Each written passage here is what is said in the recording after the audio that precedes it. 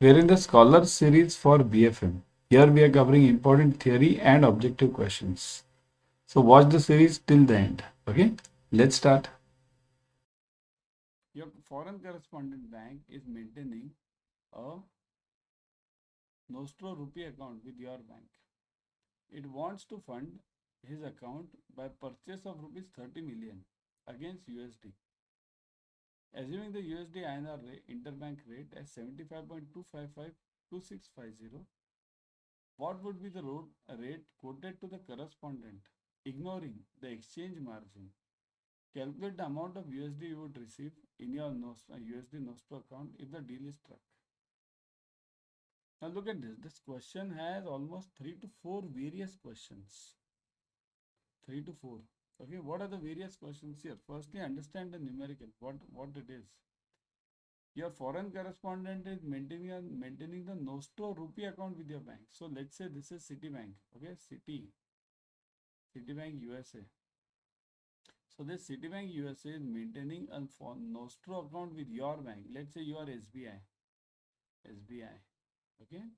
So Citibank is maintaining a Nostro account with your bank. Now type in the comment section, what will this account be called as in the books of Citibank?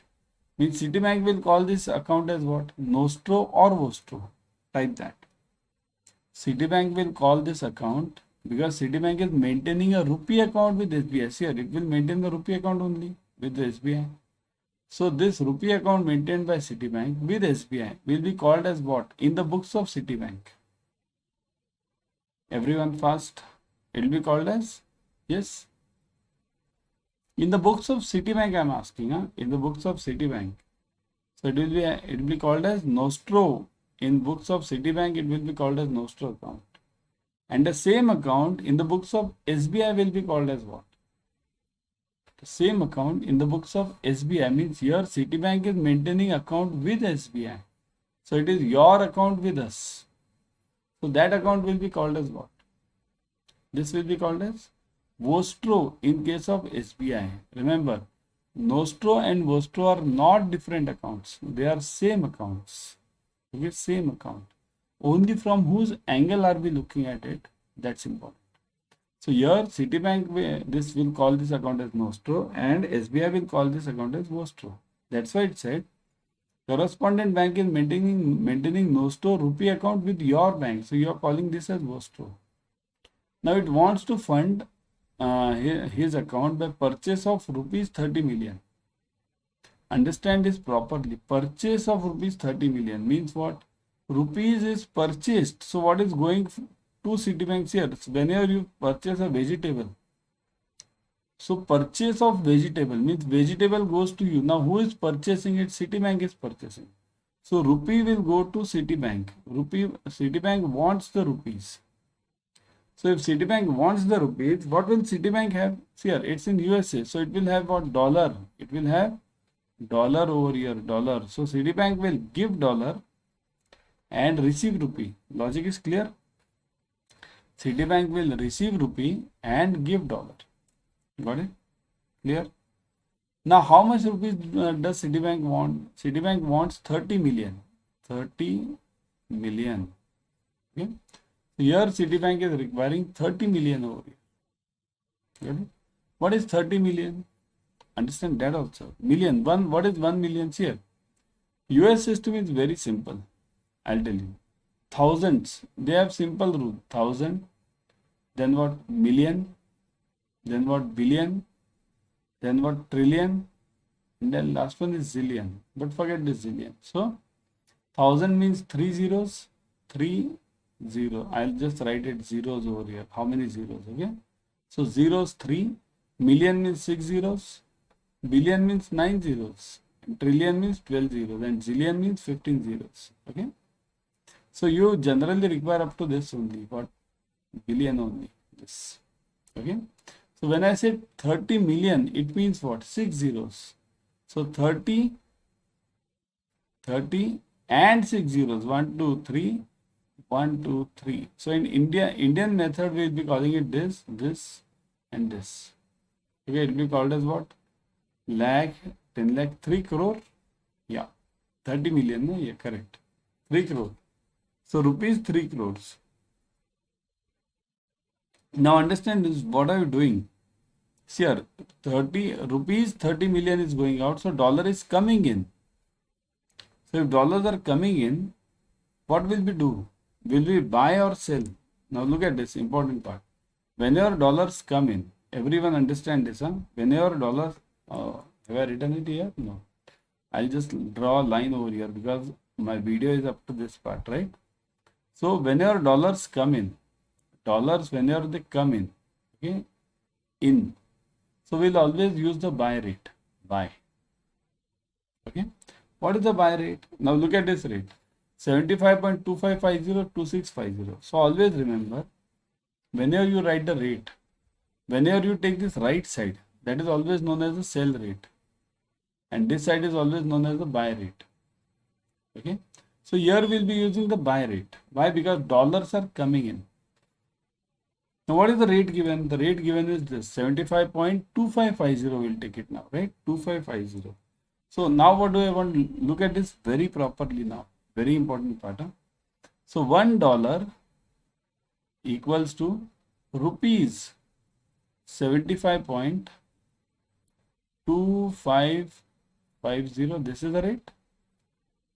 So $1 equals to rupees 75.2550. Now what do you want? What do you have actually? You have rupees or dollars now. You have this rupees, 30 million. So rupees, I'll just write 30 million below the rupees. So 30 million over here. Okay, I'll just write M over here now. Million means 6 zeros. Understand this. Now what do I want then? What do I want? I want this rate. Dollar I want. What are the two questions? See this. The main two questions are calculate the rate. What rate would be quoted to this customer? Ignoring exchange margin. So there is no exchange margin over there. So that's why whatever rate has come, you will directly give them. What is the rate to be given to that customer? The rate to be given to that customer is this 75.2550. This is the rate which will be quoted to the customer because we don't have the margin. Whenever you deal with the margins also, then what you have to do, you have to either add or subtract the margin. If you do the sale transaction, you'll have to add the margin. If you do the buy transaction, you'll have to subtract the margin. But now, no margin is given. So no margin, I'll write it over here. No margin. No margin means what? Whatever rate is given, take that only. So this rate only I'll take now. Clear everyone? Type yes in the comment section if it is okay up till now. I'll take some water now. So is it okay now? Up to this part? Type in the comment section.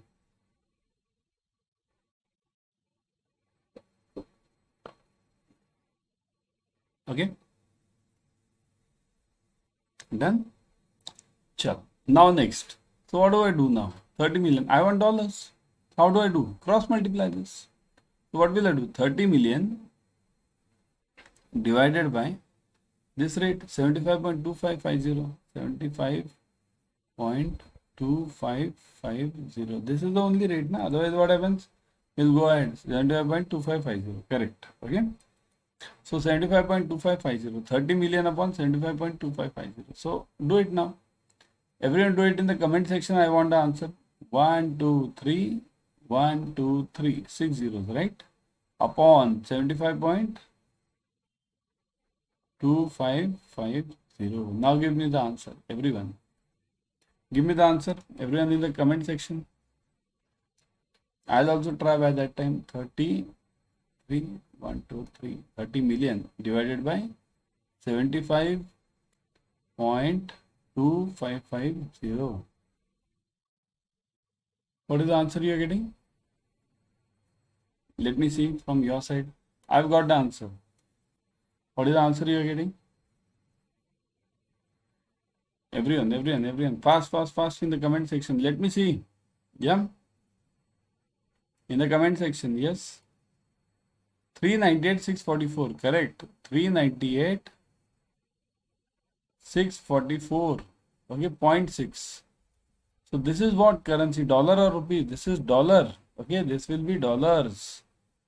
So dollar 398,644. This much dollar will be getting. See, the question is over here. Calculate the amount of USD you will receive, because dollars will be coming in. So you will receive these dollars. Okay. So you will be getting these many dollars, 398,644. And the rate quoted to this customer is this 75.2550. These are the two answers. Okay. In exam, they might ask you various questions on this. They'll ask you this question also, whether this account is called as Nostro or Vostro. They'll ask you various questions on this. Means they'll be asking you 30 million, means this exchange margin, if it is subtracted. Means if there is an exchange margin, then what do we do for buy, for sale? They can ask you various questions on this. Okay. So that's why, is this numerical clear to everyone? Is this numerical concept and the logic plus the calculations clear to everyone? Type yes in the comment section. Okay. I will move to the next one. Before going ahead, subscribe to Officers Adda 24/7 YouTube channel. In this channel, you will be getting the latest updates from IIBF on JIB and CIB. Number one, means IIBF gives various notifications, various. Change in subject, change in timing, change in venue, change in this, that, many things. So all are immediately updated over here. Okay. Secondly, you get the free YouTube series. What is the free YouTube series? Right now you are watching the same free YouTube series, Sankalpa series. So similarly, you get it on all the subjects, all. So that's why subscribe to it right now. Click on the bell icon, share it with your friends, click on the like button. Okay. Move on. Messrs. BCD wants to remit JPY 100 million by TT value spot as payment of an import invoice.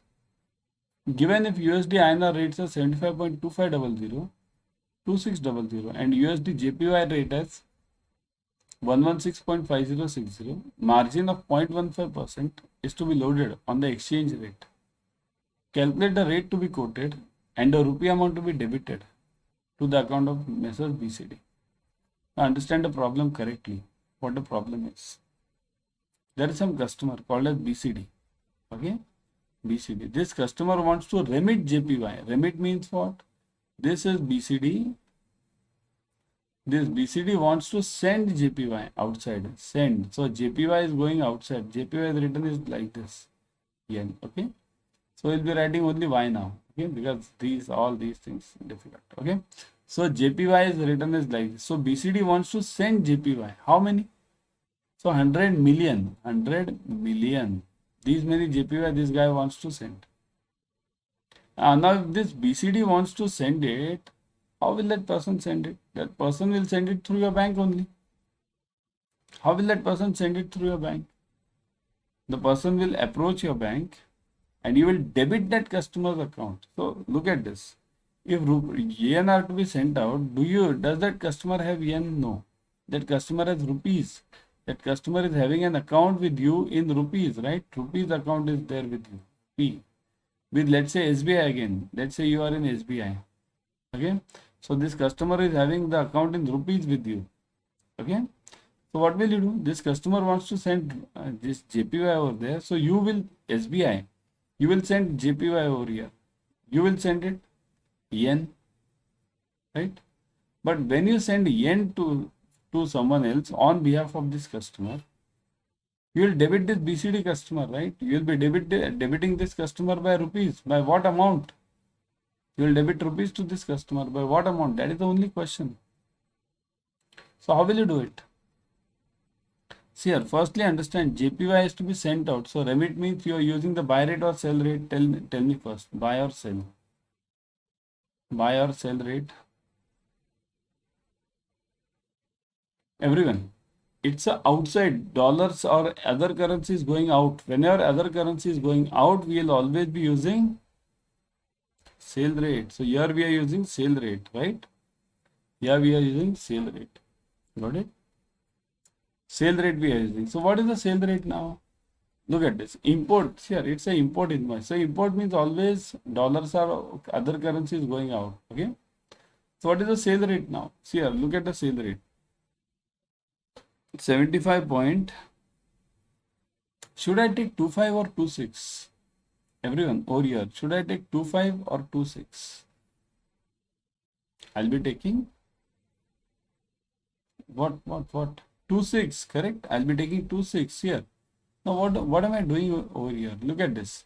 I want JPY, I want to send JPY. So I want the rate of JPY to rupees. So always, what do I want? JPY to rupees. This is the rate I want. But do I have JPY to rupees rate? Look at this. USD to INR I am having. USD to JPY I am having. But I am not having JPY to rupees. So how will I do it? So the JPY to rupees will be using the chain rule now. Chain rule remembers everyone. Chain rule, you had it in your JIB also. You remember the chain rule?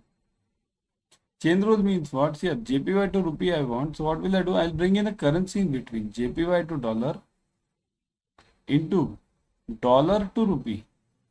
See this, dollar can get cancelled. So again it becomes JPY to rupee, same, right? So here I am bringing in dollar in between. Now do I have these rates? Check this. Let's check this. What am I having? This dollar to rupee. Look at this. Dollar to rupee. This I am having it. Why? USD to INR. See this. USD to INR. Dollar to rupee. I am having this. So this is what rate? 75 point. Give me 75.26 sale rate, right? Because I am selling it. Do I have JPY to dollar? Check this. I am having dollar to JPY.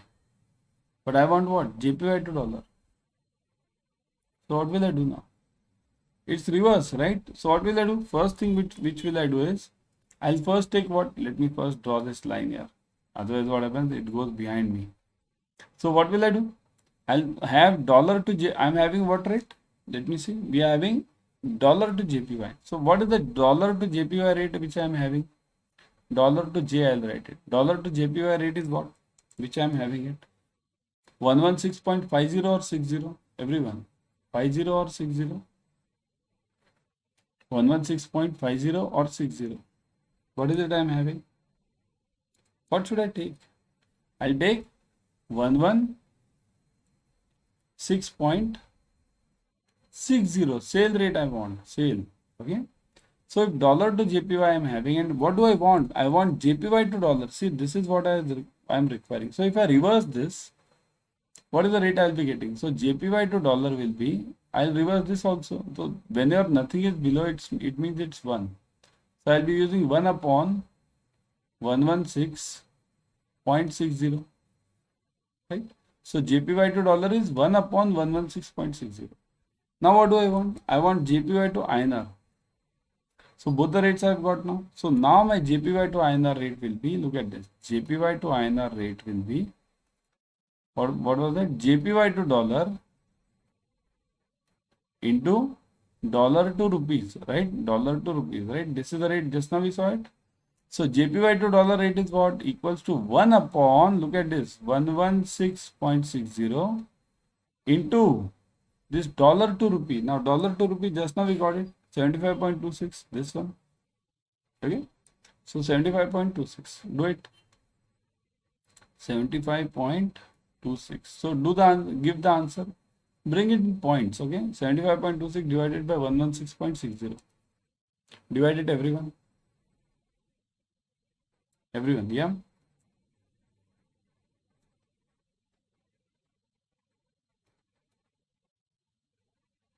So I'm getting it as 0.645, right? 0.645. So 1 JPY. So what is this rate? JPY to INR, right?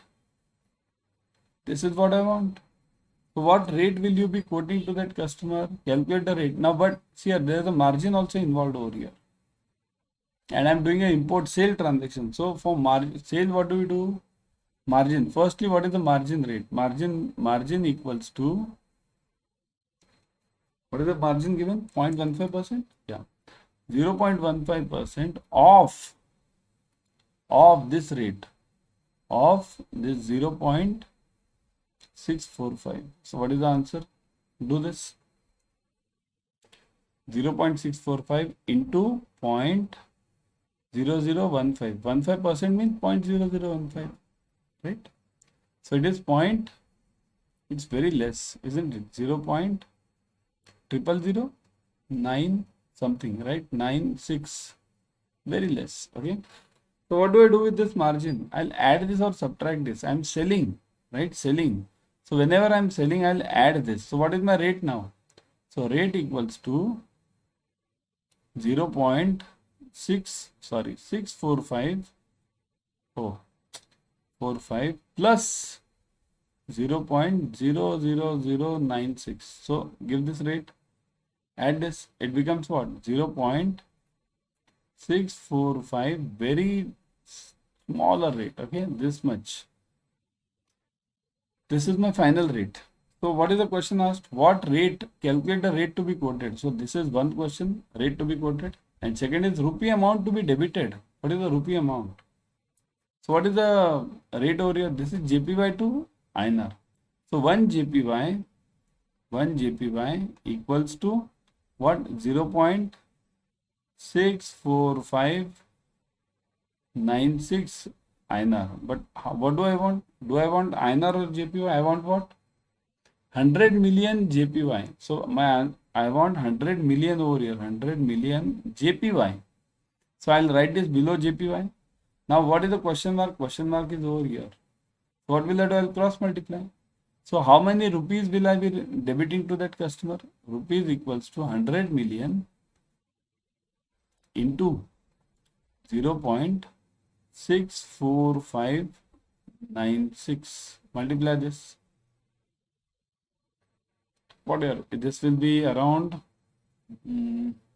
Okay, let's do it here. It's very difficult. I mean, these calculations 1, 2, 3, 1, 2, 3, right? Into this, whatever this same rate over here. What is the rate over now? Now, how many? 1, 2, 3, 4, 5. Remove 5 zeros from here. So it will be 6. What this 100. Hi friends, welcome to Adda 24/7. We are in the Scholars series for BFM. Here we are covering important theory and objective questions. So watch the series till the end. Okay, let's start. If USD to INR rate is given as 48.10 and pound to USD rate is given as 1, what is the rate of pound to INR?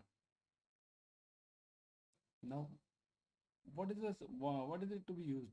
We are using what over here? We'll be using chain rule, right? Chain rule. What is the chain rule? When you don't know the rates of any currency vis-a-vis your local currency, okay? Means this pound to INR. If you don't know the rate, do you know the rates of pound to INR over here? No. But you are having the other rates, means some base currency rates you are having. So what do? We use the chain rule. What is the chain rule? We use it like this. You have pound to, what do you want? Say this, pound to INR. I'll write it P to I. Okay, let's keep it simple, P to I. So it will be what? Pound to USD into USD to INR. Chain rule, you have studied this in your CAIIB also. So pound to USD rate is what? 1. So keep it 1 only. USD to INR is what? 48.10. So the answer will be 1 into 48.10. Okay, so D is the answer. Isn't it? Simple one. Next one. Chalo. If USD INR rate is 48.10, USD JPY rate is 91.50, what is the rate of INR to JPY? This is not simple. Calculate the rate for 100 JPY. Remember, JPY is always, JPY means what? Japanese yen. I'll write it. JPY means Japanese yen. Okay, it is their currency. So Japanese yen is always calculated in terms of hundreds. We always calculated 100 JPY, 200 JPY, 300 JPY. Rates are quoted in that angle. Why? Because the currency is very small.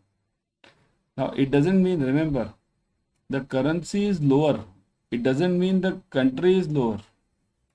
Japan is the most developed country, one of the top 5 developed countries in this world. Okay.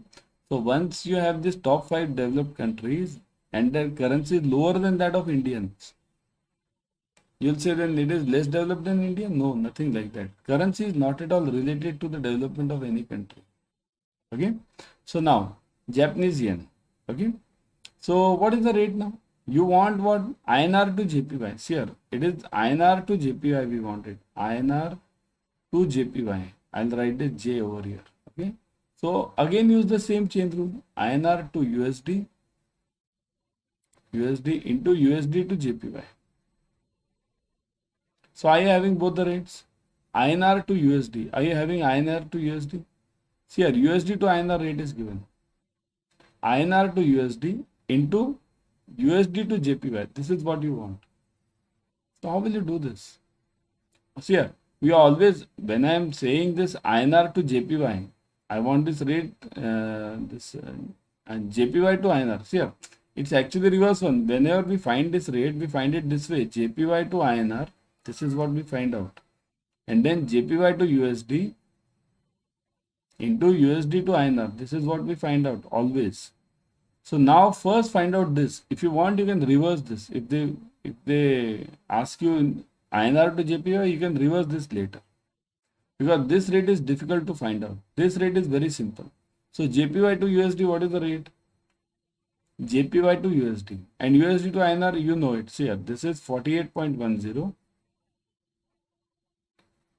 And this JPY to USD is, you don't know. This is 91.50, but that is what? This is USD to JPY. So that is 91.50.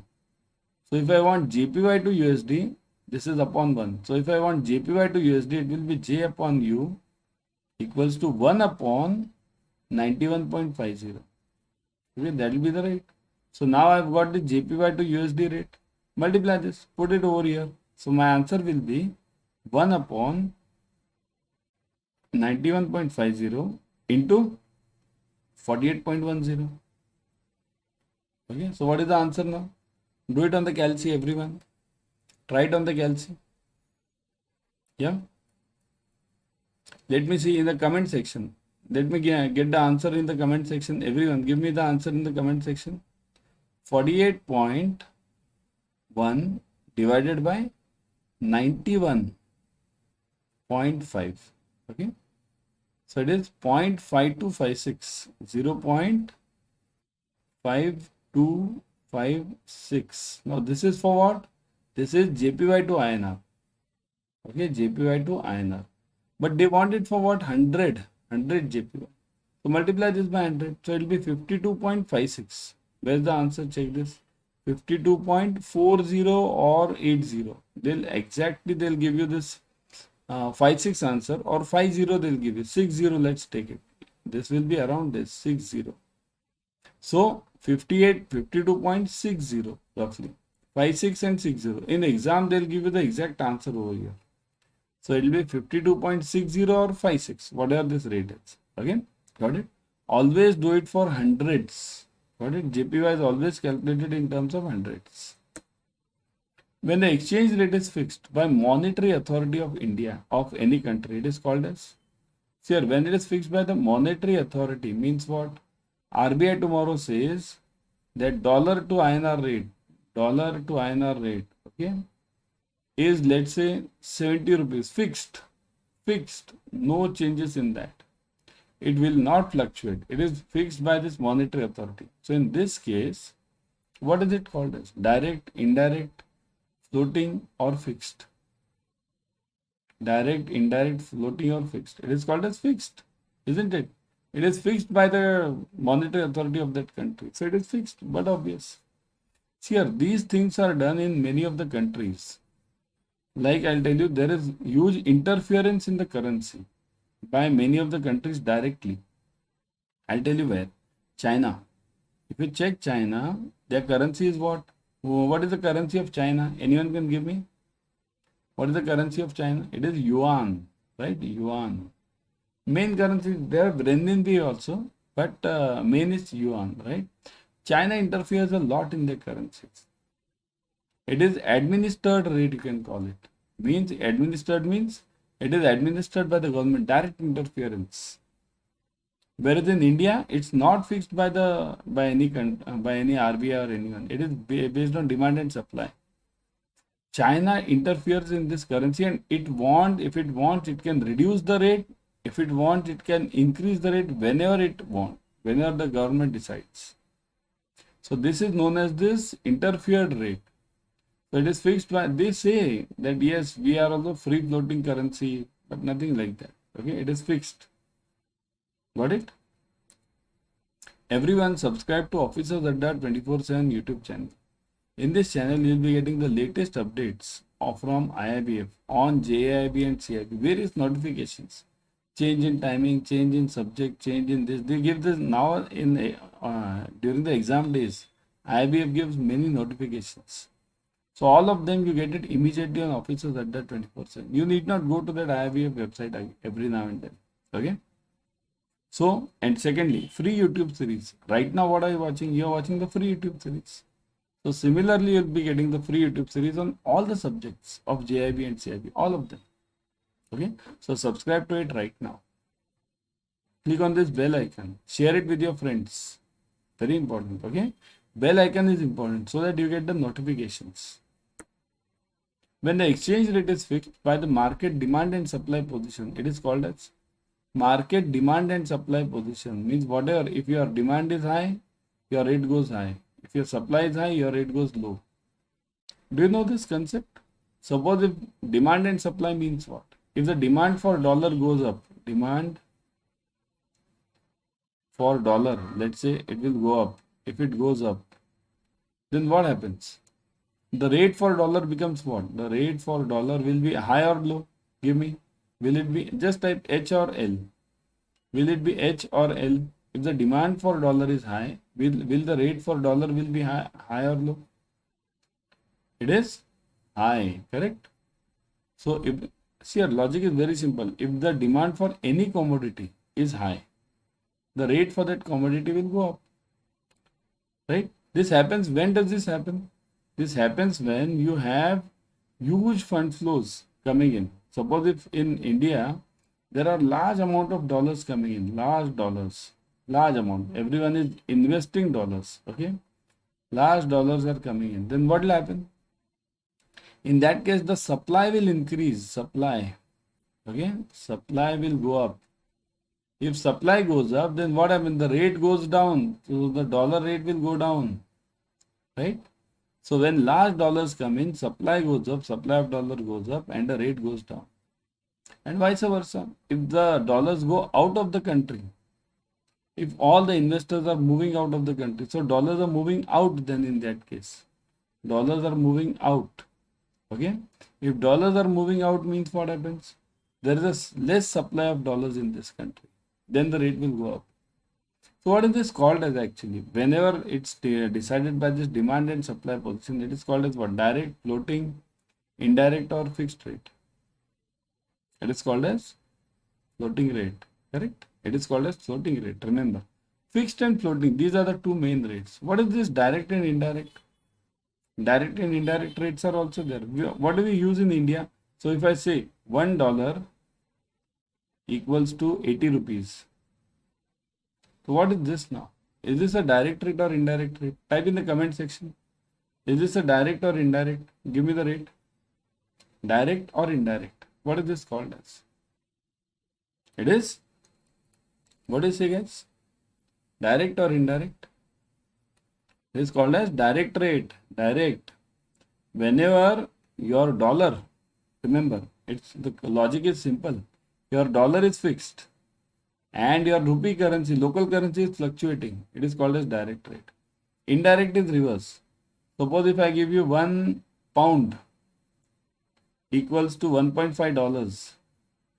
So here what is happening? Dollar is fluctuating. So this is called as indirect rate. When your dollar is fluctuating, it is called as indirect rate. Okay. So now remember, we in India should move out from this rate to this rate system, because we must develop ourselves so big that we must also have this indirect rate system. Dollar should fluctuate and rupee should be stable. Right now it's the reverse thing. But although now again I'll tell you, don't confuse yourself with the currency, because if you look at it, pound is now having the indirect rate. Okay. But pound is having what? Indirect means what? Is this economy bigger than that of India? No. Indian economy is bigger than that of this Britain economy or London economy. Then also they are having this indirect, because these rates were fixed long back. That's why they are still prevailing. Now within few years this will go. This won't remain for long. So, because if the pound is not growing, if the country is not growing, will this indirect rate remain? No. US will say no, forget this. Make this pound also in the direct rate. And in coming years, if we grow with such a speed, there will be a time when our direct rate will be converted to indirect rate. We will be the governing power because we are already planning for growing to third number of the economy, right? We are right now at fifth and we are moving towards the third. So when we move towards the third, these rates will change. Okay. So this is got the concept of direct, indirect, floating and fixed, right? The term bid rate stands for bid. Bid means what? Bid rate. Bid offer, bid offer. Okay. Bid offer. It's like this. Bid offer. So you call it buy and sell. Buy and sell. So bid stands for direct, indirect, buying and selling. So it stands for, isn't it? Buying rate. The selling rate of a foreign currency offered by a bank is called as, just now we did it. Selling rate, sell rate is known as what? Yes. Give me in the comment section. Just now we saw it. Yeah, this one. Sell is what? Correct? Type fast. Offer. Isn't it? Everyone download Adda 24/7 app on your mobile. In this app, you will be getting the premium study material plus live classes, ebooks, tests. Whatever we need for clearing this JIB and CIB, we'll be getting it over here. So that's why download this app immediately and start studying. Don't just download. Okay? Start studying. Country risk is an example of market risk, credit risk, operational risk, and liquidity risk. So country risk is an example of what? Yeah. It is credit. Okay, remember credit risk is of two types. Credit. Mainly. There can be various types, but mainly two types. Okay. One is country and second is counterparty. Counterparty. Okay, what do you mean by this? Credit risk, country risk means what? Your party is good, means A is selling to B. Let's say A is selling the goods to B. Okay. So B is good, but a country in which B is living is bad. Afghanistan, North Korea. So B is good. But the second part is counterparty. Here B is bad, country is good. USA, somebody staying in USA, somebody staying in Europe. Countries are good, but the party is bad. So that is counterparty. So country risk is an example of what? Credit risk. Isn't it? All of the following are the types of price risk except, so which is not the type of price risk. All of them. Let's see. Price risk means what? Commodity price risk. The price of any commodity. What is the commodity? Commodity is anything. Dollar is also a commodity. Okay, currency is also a commodity. So commodity price risk. Exchange rate risk. That is also price risk, because if the dollar rate changes or the exchange rate changes, definitely the price will change. So this is also the part. Stock price risk and counterparty risk. Now it's typical one. Counterparty is what? Just now we saw it, credit. So is it a part of price risk? No, isn't it? So this is the answer. So these all are true, and this one is false, and we want false only, which is not the type of price risk, right? Stock price risk, obviously stock price risk is a part of price risk only, isn't it? In financial bond markets and in financial market, bond prices and yields are. So this bond price and yields are what? Directly or inversely related? Inversely or directly, depending on the type of the bond. None of the above. So the bond prices and yields are always, they are always. Once remember the price of the rate of interest, yield we call it. Yield means what? It's the rate of expected rate of interest. Here, what is yield? You need to understand that also. Expected rate of interest, expected ROI. Okay, that is yield. There are two rates always in any bond. One is coupon and second is yield, right? So coupon is always fixed. Once it is given, it's fixed. You can't change it. But this yield goes on changing. Expected rate goes on changing. If the expected ROI goes up, then the price of your bond, existing bond, will go down. Always remember. If the expected ROI goes down, your price of the bond will go up. So it is what? Inversely related, isn't it? In financial bond market or market, bond prices and yields are inversely related always. You see this, what happened in this, what October, just type on Google, October 22 to December 22. Check the US bond rates. US bond rate, check this, you'll get this. In US, the prices of the bond fell like anything. Why? Because the rate of interest or the bank, their Federal Reserve, increased the rate of interest. So that was the point. Okay. Now, how to join this Offices Adda 24/7 YouTube channel or the Instagram channel or the LinkedIn channel? Scan this QR code. For this LinkedIn channel, scan this QR code, do one. For the YouTube channel, scan this black QR code, this one. And for the Instagram channel, scan this QR code. You can join it immediately. Okay. Because on these channels, we are giving free YouTube series, we are giving ebooks, we are giving tests, some of the sample ebooks, simple, some during the exams, we take various tests as such, free tests. So you can join this right now, isn't it? Rate of cancelling the original contract is, means whenever we cancel the original contract rate, it is done at what rate? TT buying, TT selling, bill buying, bill selling.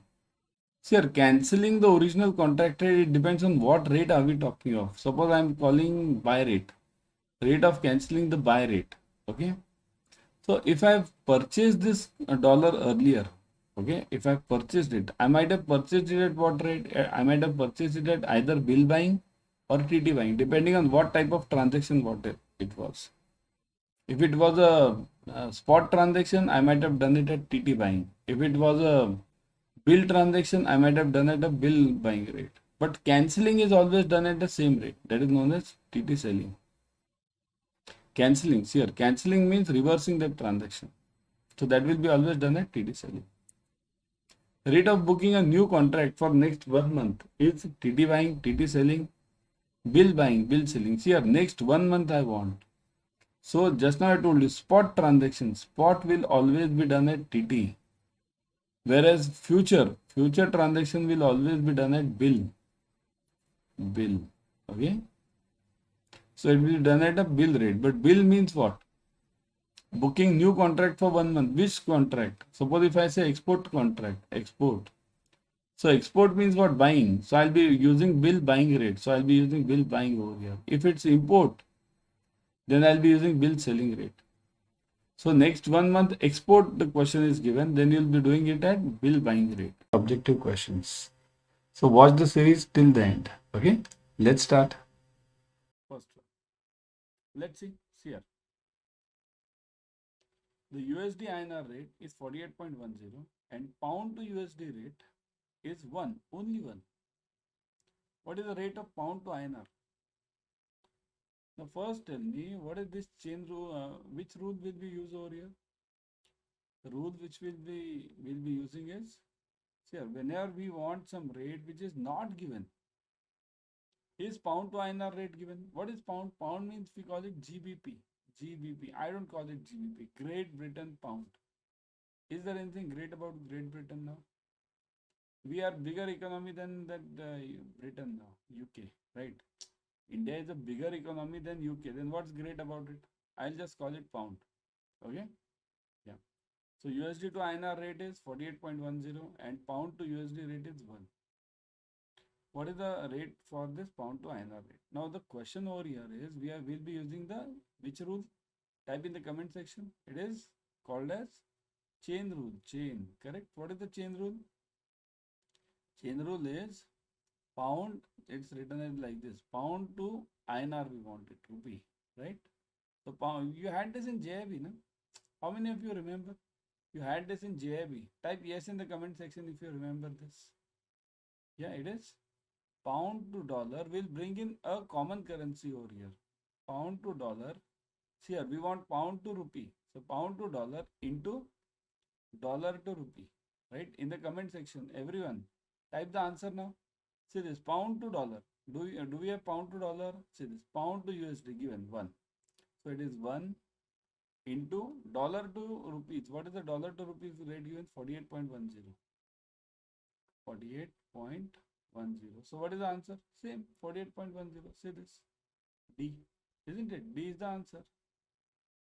Right? So this is called as chain rule. Always remember, while solving any forex, the important part which is which remains in CAIIB is, after you get this rate, you have to either add or subtract the margin. Add or subtract depending on the transaction. Add or subtract the margin. Which exchange margin? Remember, this is up in JIB you had the problem up to this much only.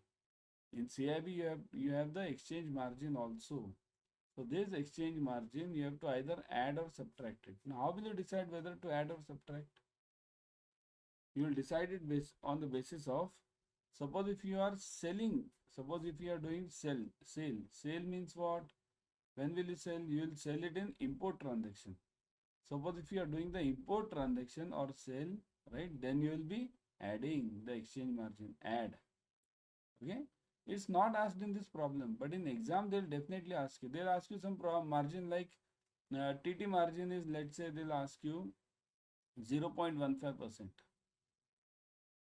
Now find the rate. TT margin is 0.15%. So what will you do? This rate which you get, now you'll first find out the TT margin, 48.10 into 0.15%.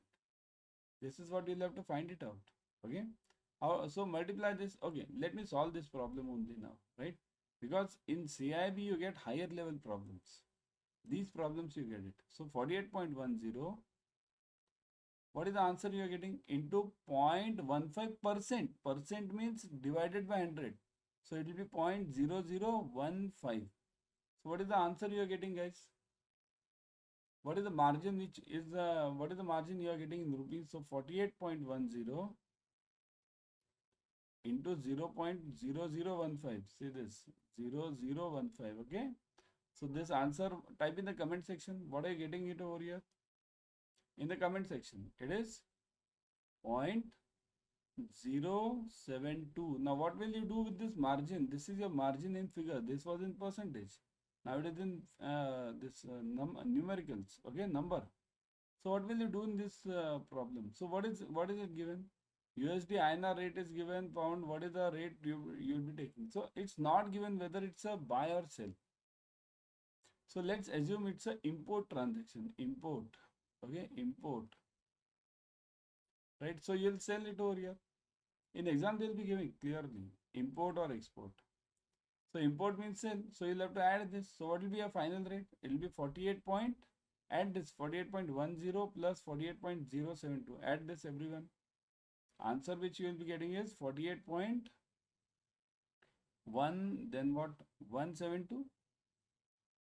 This is the final answer you will be getting if exchange margin is given. If not given, then 48.10. That's simple. Okay. Clear, everyone? Type yes in the comment section if you have understood it. Type yes in the comment section if you have understood it. Okay. Chalo, next one. USD INR rate is 48.10 and JPY USD JPY rate is this much. It is point over here, 91.50. What is the rate of INR to JPY? Now again, see here. What are you doing? You are again using the chain rule. Calculate the rate for 100 JPY. Say this, 100 JPY means always JPY is calculated in terms of hundreds only. We never get the rate for 1 JPY and then keep it as it is because it's very small. But for getting this 100 JPY, we need to get first 1 JPY rate. So again use the chain rule. We want INR to JPY. Look at this, INR to JPY. Here JPY is below, right? So INR to JPY. So what is my INR to JPY? Rupee to JPY, right? JPY. Yen is written as like this. Yen and 2 lines. Okay. Rupee to JPY equals to. So you'll get it what? Rupee to I think so. It should be JPY to INR. Okay, because we never get this. India never follows this indirect rate system. Let me make the change because you should get it JPY to INR. You'll never get it JPY INR to JPY.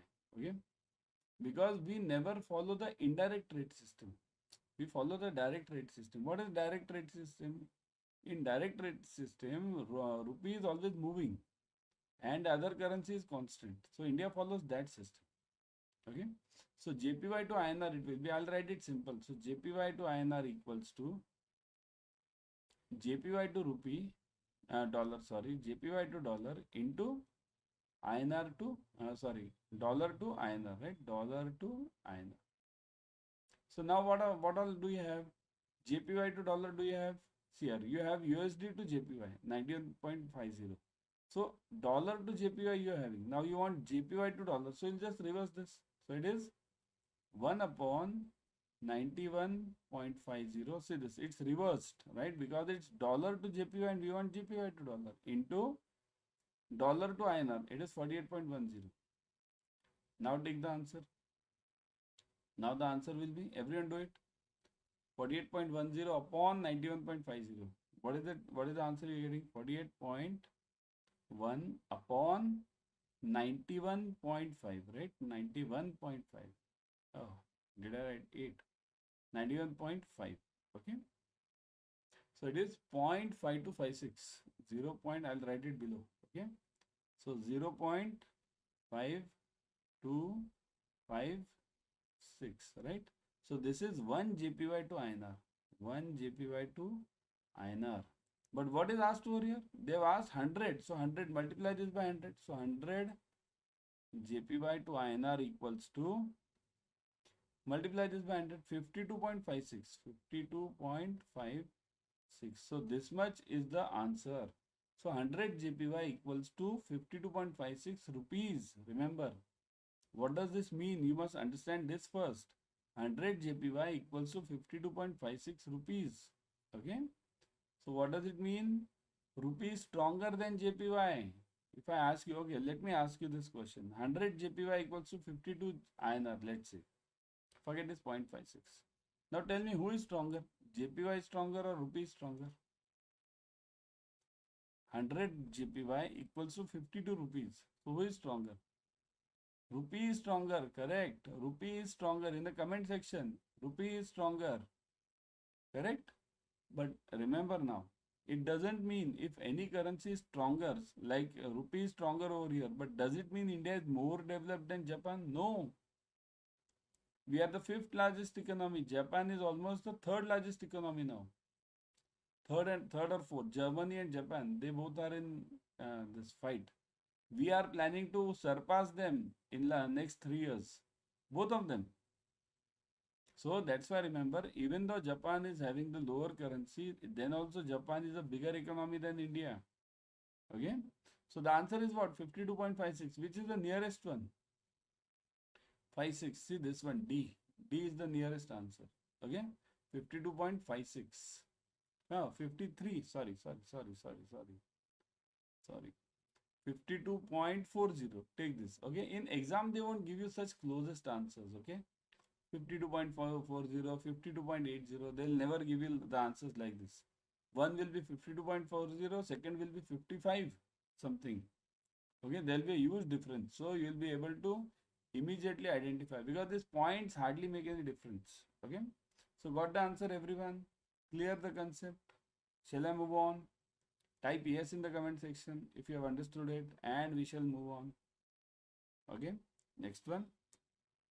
When the exchange rate is fixed by the monetary authority of a country, it is called as by the monetary authority. Remember, monetary authority means RBI. RBI fixes it. Nothing doing. Dollar to rupee rate is today 79, so 79 only. There is no fluctuation, no demand, no supply, nothing. So when the exchange rate is fixed by this monetary authority, it is called as what? Direct, indirect, floating, or fixed? It is fixed rate, correct? It's fixed rate. In where do we have this fixed rate? Do we follow in India this fixed rate system? What do we follow in India? Do we follow fixed rate system, everyone? Hmm? What do you say? We never follow fixed rate system. We follow floating rate system. Floating means, see, two things you always remember. In India, we always follow, one is direct rate system and second is floating rate system. Direct means rupee is fluctuating, dollar is constant. Okay? And floating means it depends on the demand and supply. Then in which country is this fixed then? Which country says it's fixed? Fixed rate. Fixed rate is hardly in any country now, but then also North Korea you have this fixed rate system, and there are some minor countries. Okay, even China, I'll tell you, China is also, it's a quasi fixed. Means they are following fake system. I'll tell you fake. Why? Because they say they are following floating rate system. Means it floating rate means what? It depends on demand and supply. Demand and supply. Okay, but what happens?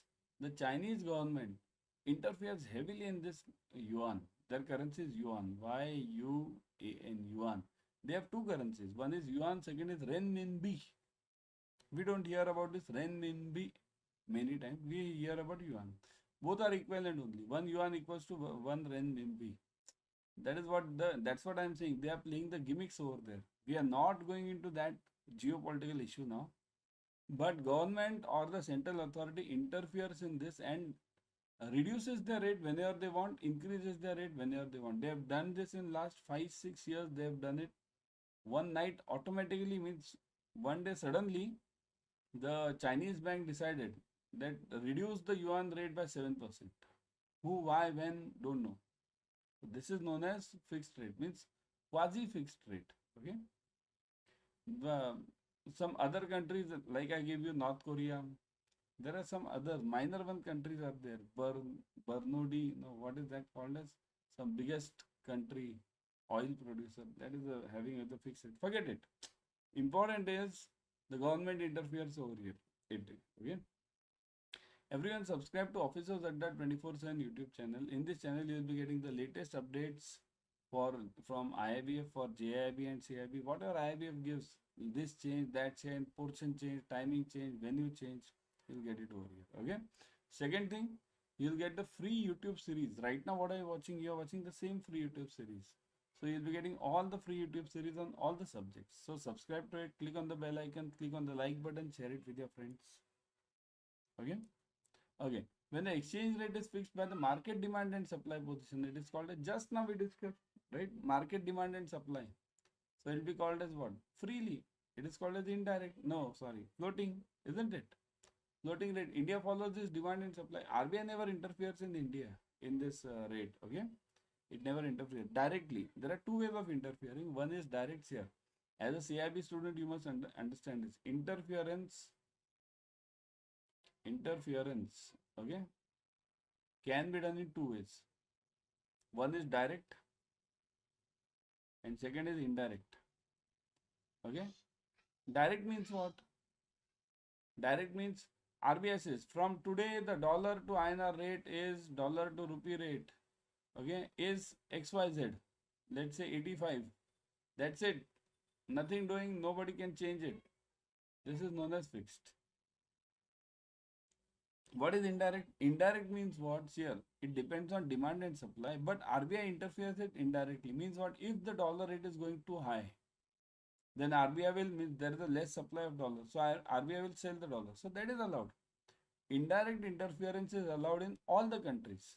Even USA we do it, UK it is done, India it is done. Any country, indirect interference is allowed, because that is the job of RBI, right? If your dollar rate goes very high or very low, it immediately affects your inflation position. So that's why indirect interference is clearly allowed. Direct interference is not allowed. Okay. The term bid rate stands for, bid means what? We have this bid offer, right? Bid means what? Your bid, and second is offer. So what is this? Direct, indirect, buying, selling. Always remember, bid is equal to, let me get it from you. Bid is equal to, what is it? Comment section. Let me see in the comment section. Bid stands for. Bid means I am bidding. Give me, give me, give me, give me, give me, give me, give me, give me, give me, give me. Aja here. So that is buying rate. Okay, bid equals to buy and offer means sale, right? Sale. Okay. The selling rate of a foreign currency offered by a bank is called as here. Selling rate of a foreign currency offered by a bank. Offer rate, bid rate, floating rate, fixed rate. Name itself. नाम ही काफी है. Offered. And it is offer rate, right? Sale. You can call it sell rate. Okay. Sell this side. Always on the left side it is buy, and right side it is left side it is buy, right side it is sell. Okay. Everyone download Adda 24/7 app on your mobile. In this app, you will be getting the premium study material plus live classes, ebooks, tests. You'll be getting it. Okay, so download it right now and start studying. Country risk is an example of market risk, credit risk, operational risk, and liquidity risk. Country risk, remember. Country risk is an example of market, credit, operational, liquidity. Okay, let me give it to you. Credit. Credit risk is always of two types. Remember this. Okay, one is country and second is counterparty risk. Okay, so country risk means country is in the problem and counterparty means country is good but your party is bad. Okay, now what does it mean? Country is in the problem means, I'll give you example. Afghanistan, country is in the problem. Pakistan, country is in the problem, right? Sri Lanka, country is in the problem. Counterparty, USA, country is good but your party is bad, not paying you. Okay, so this is country risk is the part of credit risk. Got it? Credit risk. All of the following types of risk of price risk are price risk except. So all of the following are price risk except commodity price, exchange rate, stock price, counterparty. Just now we saw it, counterparty, isn't it? All these are price, commodity price, price going up and down, exchange rate, price going up or down, stock price, price going up or down, counterparty. Just now we saw it. See this, credit risk. So counterparty is a part of credit risk, right? So this is except, we want except. Okay, so that's why this is the answer, except. In the financial market, bond prices and yields are, so prices and yields, bond prices and yields will always be what? Inversely related, directly. In this you add it in your JIB also. Inversely, directly, inversely or directly depending on the type of the bond. So it is. Now this you should get it from your basic knowledge now. Okay. So let me see how many of you can answer this. Everyone. Yeah. Do it fast. Yeah, it is. Inversely, obviously, isn't it? Inversely. Prices and yields are inversely related always. How to join this here? I've just now told you join this Officers Adda 24/7 YouTube channel, right? How to join this? Scan this QR code. Okay. This blue is for Telegram. This black is for YouTube. And this another one is for Instagram. Join it immediately. Why? Because on all these channels, we are giving the free YouTube sessions. Then question banks, you are getting free question banks, questions, free tests. Again, latest updates, various things, various puzzles, various quizzes, you get it for CAIIB and JIB. So scan it right now. Just pause this video, scan it and do it. Okay? Chalo, next one. Rate of cancellation of original export contracts. Here, original export. So export contract is always for what? Just now we told in the first problem, whenever we have export, we have export. Export we have export. Export will always be buy, right? Buy or bid. Forget it. Keep it simple. Buy. Okay. So if export is at buy, then I have to cancel it. So cancelling will be opposite. What is the opposite of buy? It will be sell. So cancellation will be sell. So firstly, I'll use this sell. So forget this buying. So these two are out. Oh, sorry, not these two. Which are out? This is out and this is out. So these two are remaining. TT selling and bill selling. Now which one? TT selling or bill selling? What do you say? Which one is the right answer then? Over here. cancelling. You are cancelling the rate. Cancelling is always done at TT. Always remember. Booking is done at a bill rate. Okay. So that is the answer. Booking, rate of booking a new import contract for next 1 month. After 1 month. Okay. So it is now import. Import means what? Buy or sell. Just now we saw export. Export was buy. So this will be sell. So buy is out, out, out. Now TT selling or bill selling. Next 1 month. See, TT is always used for spot transactions. Right now. Right now. I have to cancel the transaction right now. Okay. But next month means 1 month risk you are taking. So whenever you take the risk, it is called as TT selling or bill selling. Bill selling, correct? So that is the answer. Okay. Hi friends, welcome to Adda 24/7. We are in the Achiever series for JIB. Here we are covering all the important objective questions as well as important theories and some numericals as well whenever they arise. Okay. So let's start without wasting the time. As per the RBI guideline, generally the loan to value ratio in case of home loans is, so what is the home loan ratio of loan to means loan to value? What is this loan to value ratio? It means what?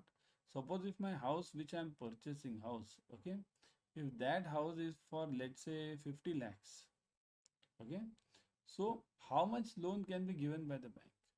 Will the bank give complete 50 lakhs or will the bank give around 75% or will the bank give 80% or 90% or 100%? So how much loan will be given by the bank? So that is known as loan to value ratio. So is it 90, 80, 75 or depending on the value of the loan? What is the answer? Type fast in the comment section. Everyone type fast. Let me see. Yes. What is it? Yeah, it is correct. See this. Correct. Depending on the loan value. Depending on the value, bank has to take their own call. Okay. RBI has given certain guidelines. Okay. Up to 30 lakhs, you can give up to 90%. 30 to 75 lakhs, you can give up to 85%. Above 75 lakhs, you can give up to 75%. So, but again, RBI has said that although these are the guidelines, but these are not the compartments, tight compartments. You have to decide on your own. So, depending on the loan value is the right answer. The loan to value ratio, if the home loan is up to dash, can be 90%. So up to 90%, up to what percentage can I give the home loan? What amount can I give the home loan? Just now I gave you. So in this case, it will be loan to value ratio in case of loans up to dash can be 90% as per RBI guidelines. As per RBI guidelines, it is 25 lakhs. Okay, because the RBI says up to 30 lakhs, you can give 90%. Okay, got it clear? Everyone, now to join our this Telegram channel or YouTube channel or the Instagram channel, you can scan this QR code. Just pause this video and scan the QR code right now. In this Telegram channel or this YouTube channel or this Instagram channel, you'll get all the updates from JIB for JIB and CIB from IIB number one. Plus, you are getting free YouTube series, free questions on all the channels. Okay, see, right now what I'm watching, you're watching free YouTube series, right? Similarly, all the YouTube series free for various subjects. You get it on this YouTube channel. Okay, so you can get it over here. The links you can get it in the Telegram channel. The same you can get it in this Instagram channel. So scan this. See this QR code. This blue one is for Telegram. This is for this YouTube, and this is for Instagram.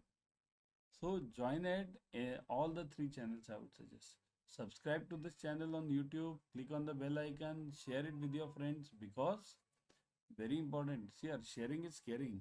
Okay.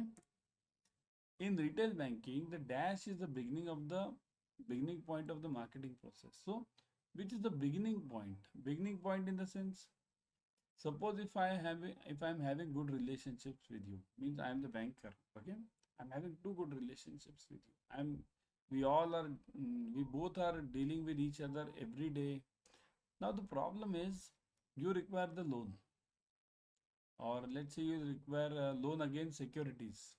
Okay, but my bank doesn't have that loan against securities. Okay, let me give you this, write it over here. Here, you are the customer, I am the bank. Okay, and you are the customer, and you require LAS. Okay, LAS is one of the important products, huh? LAS, loan against securities. So bank is to provide LAS to you. You are having many shares with you, and those shares you want to keep collateral with you. See, the shares are kept collateral with the bank, and the bank gives the loan on these shares. Okay, but if I don't have this loan, then is it of any use myself and yourself maintaining good relationship with each other? Ultimately, what you'll say, sir, you'll come once or twice to me that, sir, I require this loan, and two times I'll say I'm speaking to my head office whether we can give it, and I don't give it. So what will happen? You'll ultimately run to the next bank, B2, right? Another bank you'll go to. Why? Because I'm not having that product. So in retail banking, the dash is the beginning point of the marketing process. Product development, product selling, product and a customer. So which is the beginning point? Just now I gave you the hint. Yeah, which is the beginning point? If I don't have the product, will you stay with me? Let it be myself, be very good service, everything is good given by me. Will you stay with me? No, right? So that's why product is the beginning point of all your marketing process. Product. Okay. The disbursement of home loans is in which of the following manner? Oh, disbursement of home loans is in which of the following manner? How do you disburse? Tell me, do you disburse the home loan in cash? Have you disbursed any home loan in cash up till now? Cash. Take this notes, 500 rupees notes. Okay, take this note. 2000 now not possible. 500 rupees. Take these notes. So, the disbursement of home loans is in which of the following manner? A loan is disbursed in one installment only when the house is ready for occupation. Here, one installment when it is ready for occupation means if I am buying the second hand flat, isn't it? If I am buying the second hand flat, then the house is ready for the occupation, right? So at that time, will the home loan be disbursed in single installment? Entire loan is disbursed before construction begins. Is it so? Before construction begins means somebody comes to you for home loan and that person says, sir, I want a home loan. Sir, ma'am, whatever. Okay, I want a home loan. So in that case, will you say that, okay, take this full loan? You will give as per the phases of the construction, right? So entire home loan is disbursed in before the construction begins. Okay. Loan is disbursed in stages based on the progress in the construction. So disbursed in stages. Okay. Then any of the above at the discretion of the bank. Any of the above at the discretion means here C is also correct. Here A is correct. Why? Because if it is a second hand flat or ready for occupation and then I come to you, you'll give it in single installment only. So this C is also correct. Loan is disbursed in stages based on the progress of the construction, right?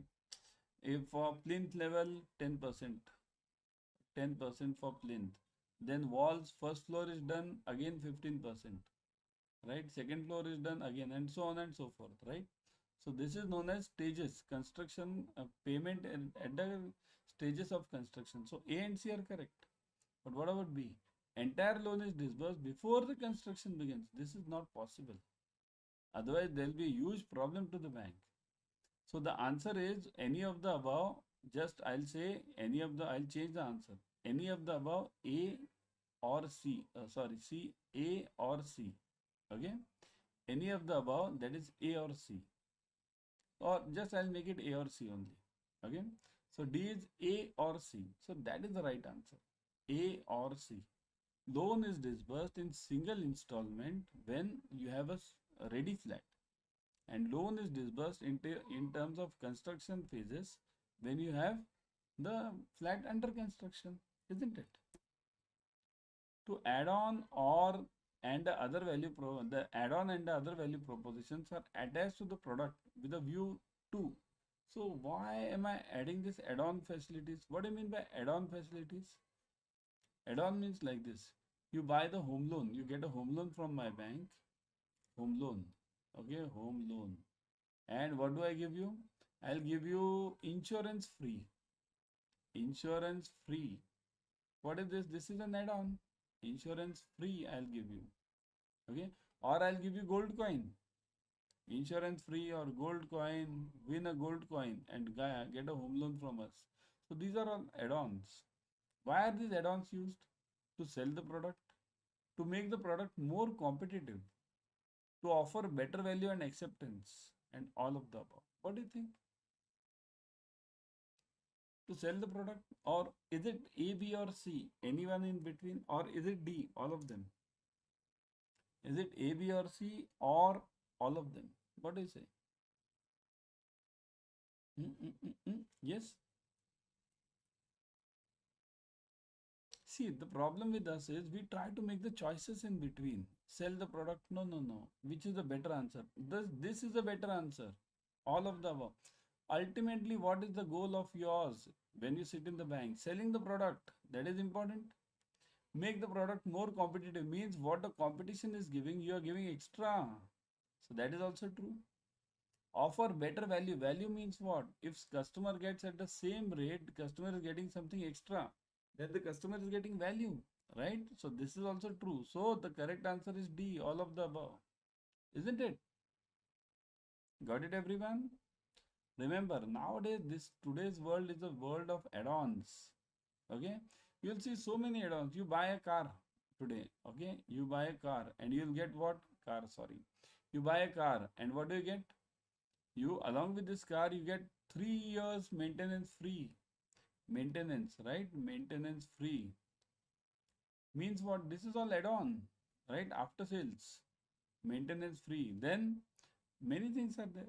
In your bank also. Nowadays, banks are giving you open a savings account with us.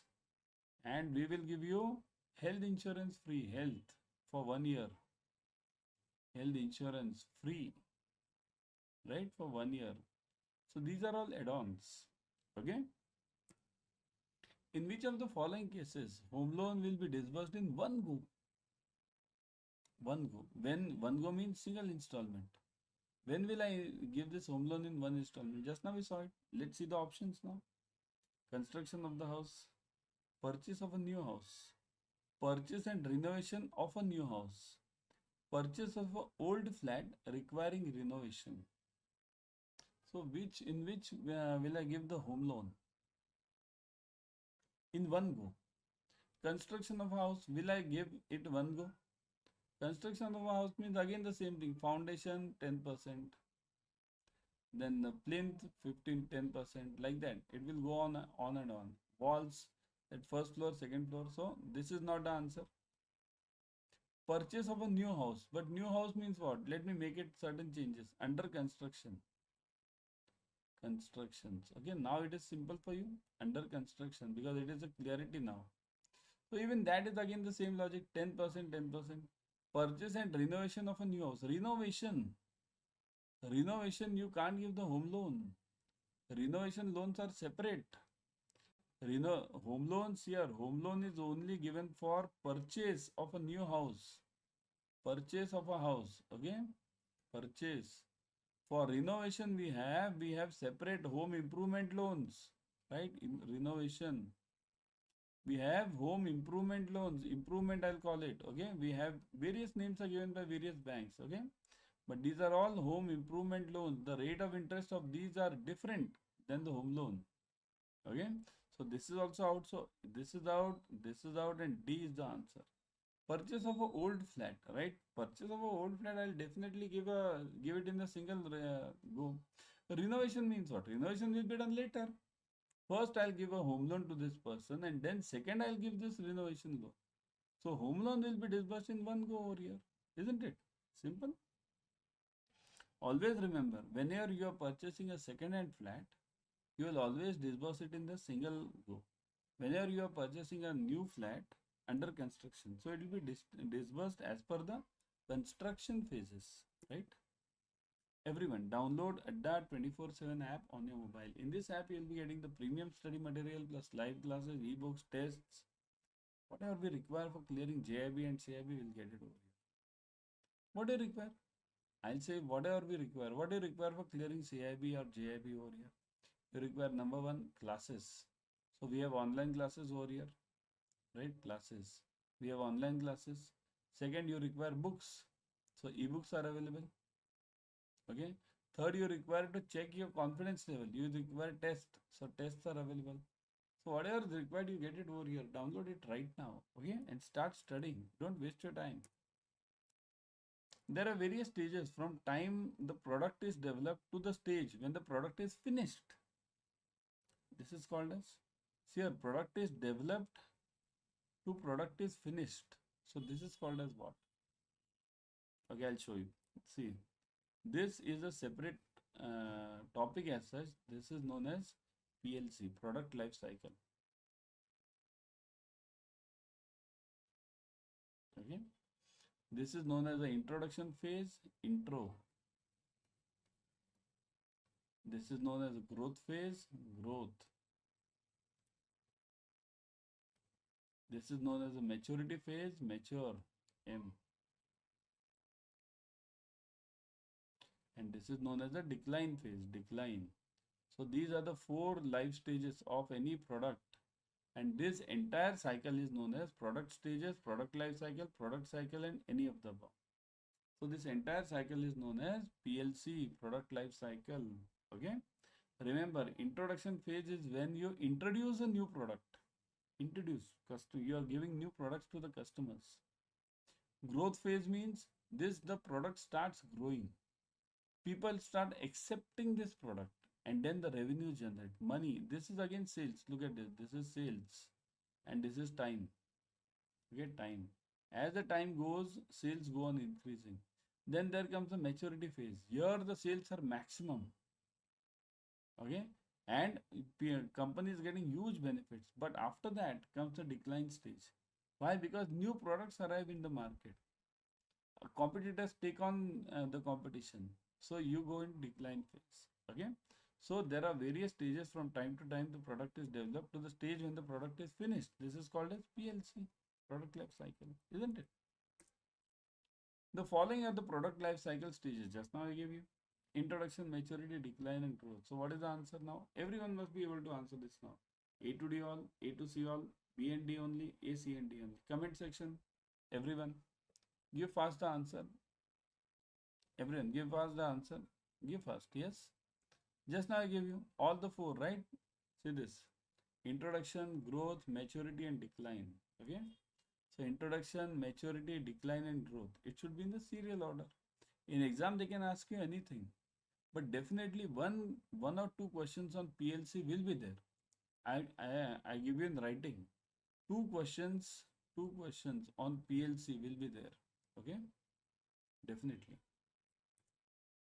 Normally, a moratorium period in case of home loans is dash in case of construction of house. Let me see. How many of you are answering? Let me see, yeah. First, what is moratorium period? Tell me that. Moratorium period means what? What is moratorium? See here, moratorium period is a period and when the house is under construction. Is the house completed? No. So if the house is under construction, the customer won't be paying the complete EMI. The customer will be paying only interest and no EMI. Only interest. Here, normal loan, I'll give you normal loan. Okay. It will have EMI. EMI will have what? EMI has 2 parts. Principal and plus interest, right? Whereas this moratorium period, okay, I'll just write morat now. Okay, it will have only interest. No principal is repaid. Okay. So moratorium period, because what happens, the house is not completed, the customer has not occupied that house, right? So normally the moratorium period in case of home loans is dash 6 months, 12 months, 18 months, 24 months. Which is the one? It is 18 months. Always remember, it is 18 months. Okay, normally all the banks give the moratorium period of 18 months. In case of purchase of new house or flat, the moratorium period is generally now new house or a flat. Here, new purchase of a new house or a flat, not new house. Let me make it old house. Okay, because new house under construction, it is 18 months. Old house or a flat, the moratorium period is generally what this. So what is the moratorium period in this? Let me make the change over here.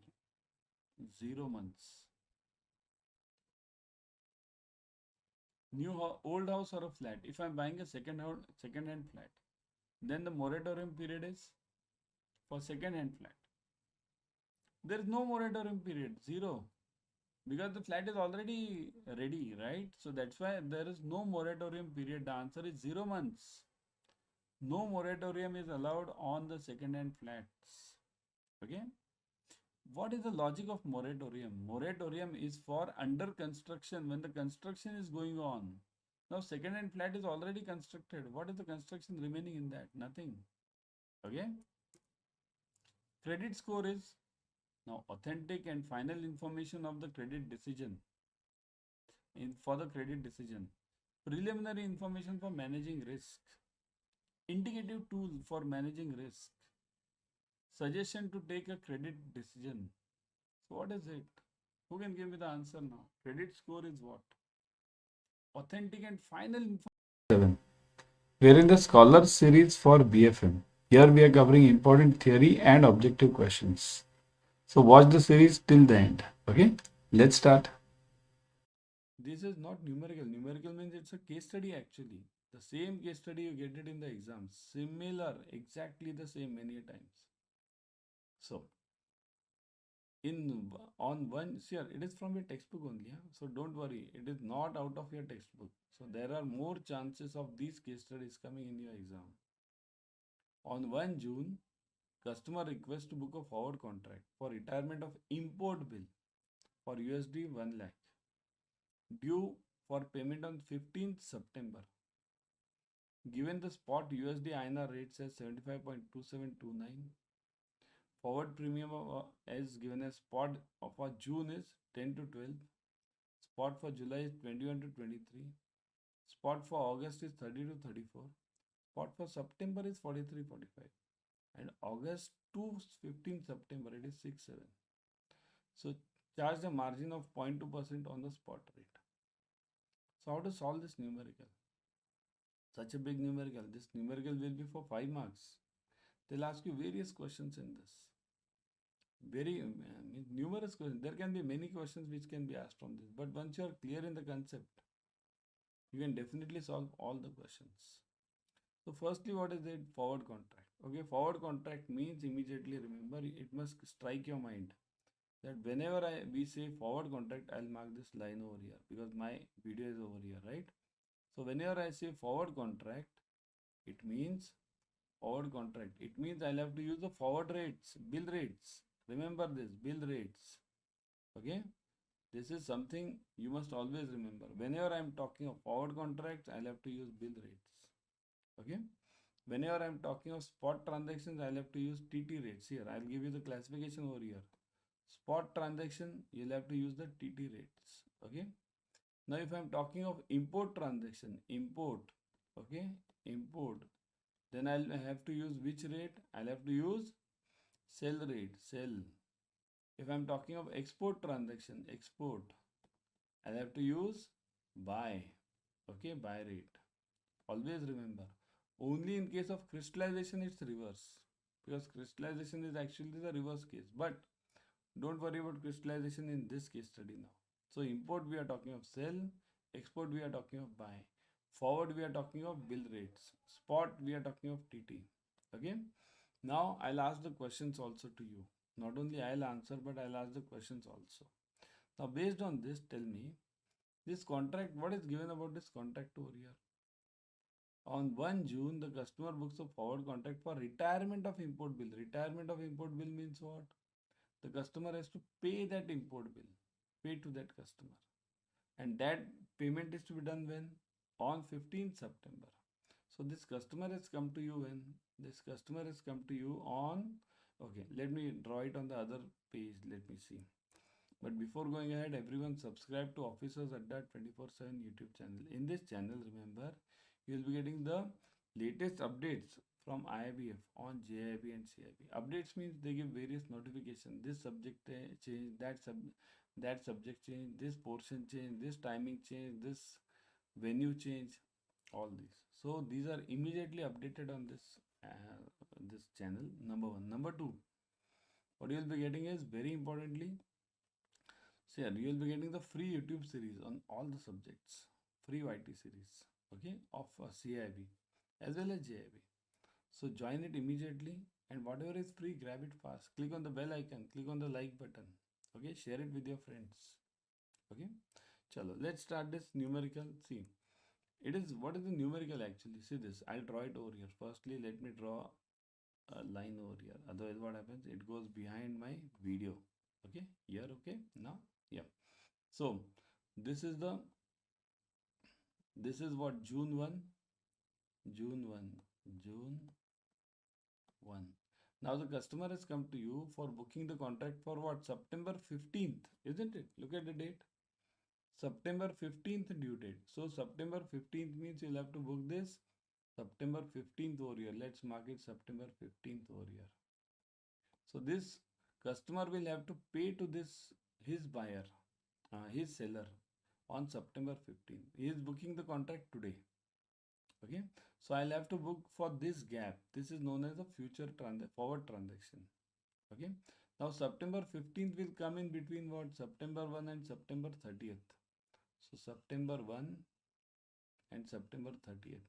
So everyone amongst you will think now we'll be doing this buy low sell high rate over here, but we won't be doing it over here. No buy low sell high over here. Remember, those who are thinking, those who have learned something, buy low sell high maximum, they are using it, don't use it. Okay, why don't use it? Because the reason is the rates are already given over here. Look at this. If you look at the forward rates, it is given, this last rate is August to 15th September. So exact rate is available for 15th September. So when exact rate is available, you need not do buy low sell high. Buy low sell high is done when the rates are available of September 1 and September 30th. But you don't know the exact rate of September 15th. Then we'll do buy low sell high. But here we don't, we have the exact rate of September 15th. It's already given. So now get the forward rates of this forward rate we want, exact forward rate we want it now. This one. How to get this? Start from June. Okay, whatever we have, start from the basic. What is the June rate we are having? June spot is given as 75.2729. Now I'll ask you the question. Okay, is it 75.27 or 75.29? What will I take? 75.27 or 29? What will I take, everyone? Should I take 27 or 29? It is import transaction. Fast. Let me see in the comment section. We don't have time. It is 75.29. Import. Import means sell. So sell means right side. 75.29. Okay, this is the rate I'll be taking. Okay, now I want September 1. What is the September 1 forward rate? Are you having it? See, the spot is given for June. Now, whenever I say June, it means June end. Remember this. Whenever I say July, it's end. August end. Okay, September end. Okay, so this my transaction is on September 15th. So I can't use this September end rate. I'll have to use the August end rates here. August end equals to here. August end. It's equal to September 1. September start. Okay. This is like the closing cash and opening cash of your bank. What is the closing cash for yesterday is the same as the opening cash for today, isn't it? Bold cash. So same logic is used over here. So August end equals to September start. So I want it for September 1 now. So that will be August end rate. So I'll be taking 32, 34. Which one will I take? 32 or 34? Should I take 32 or 34? I'll take 34, right? So now tell me, this is 34. Okay. Now tell me whether the currency is in premium or discount over here. Everyone, type in the comment section 10, 12, 21, 23, 32, 34. So is the currency in premium or is it in discount? What do you say?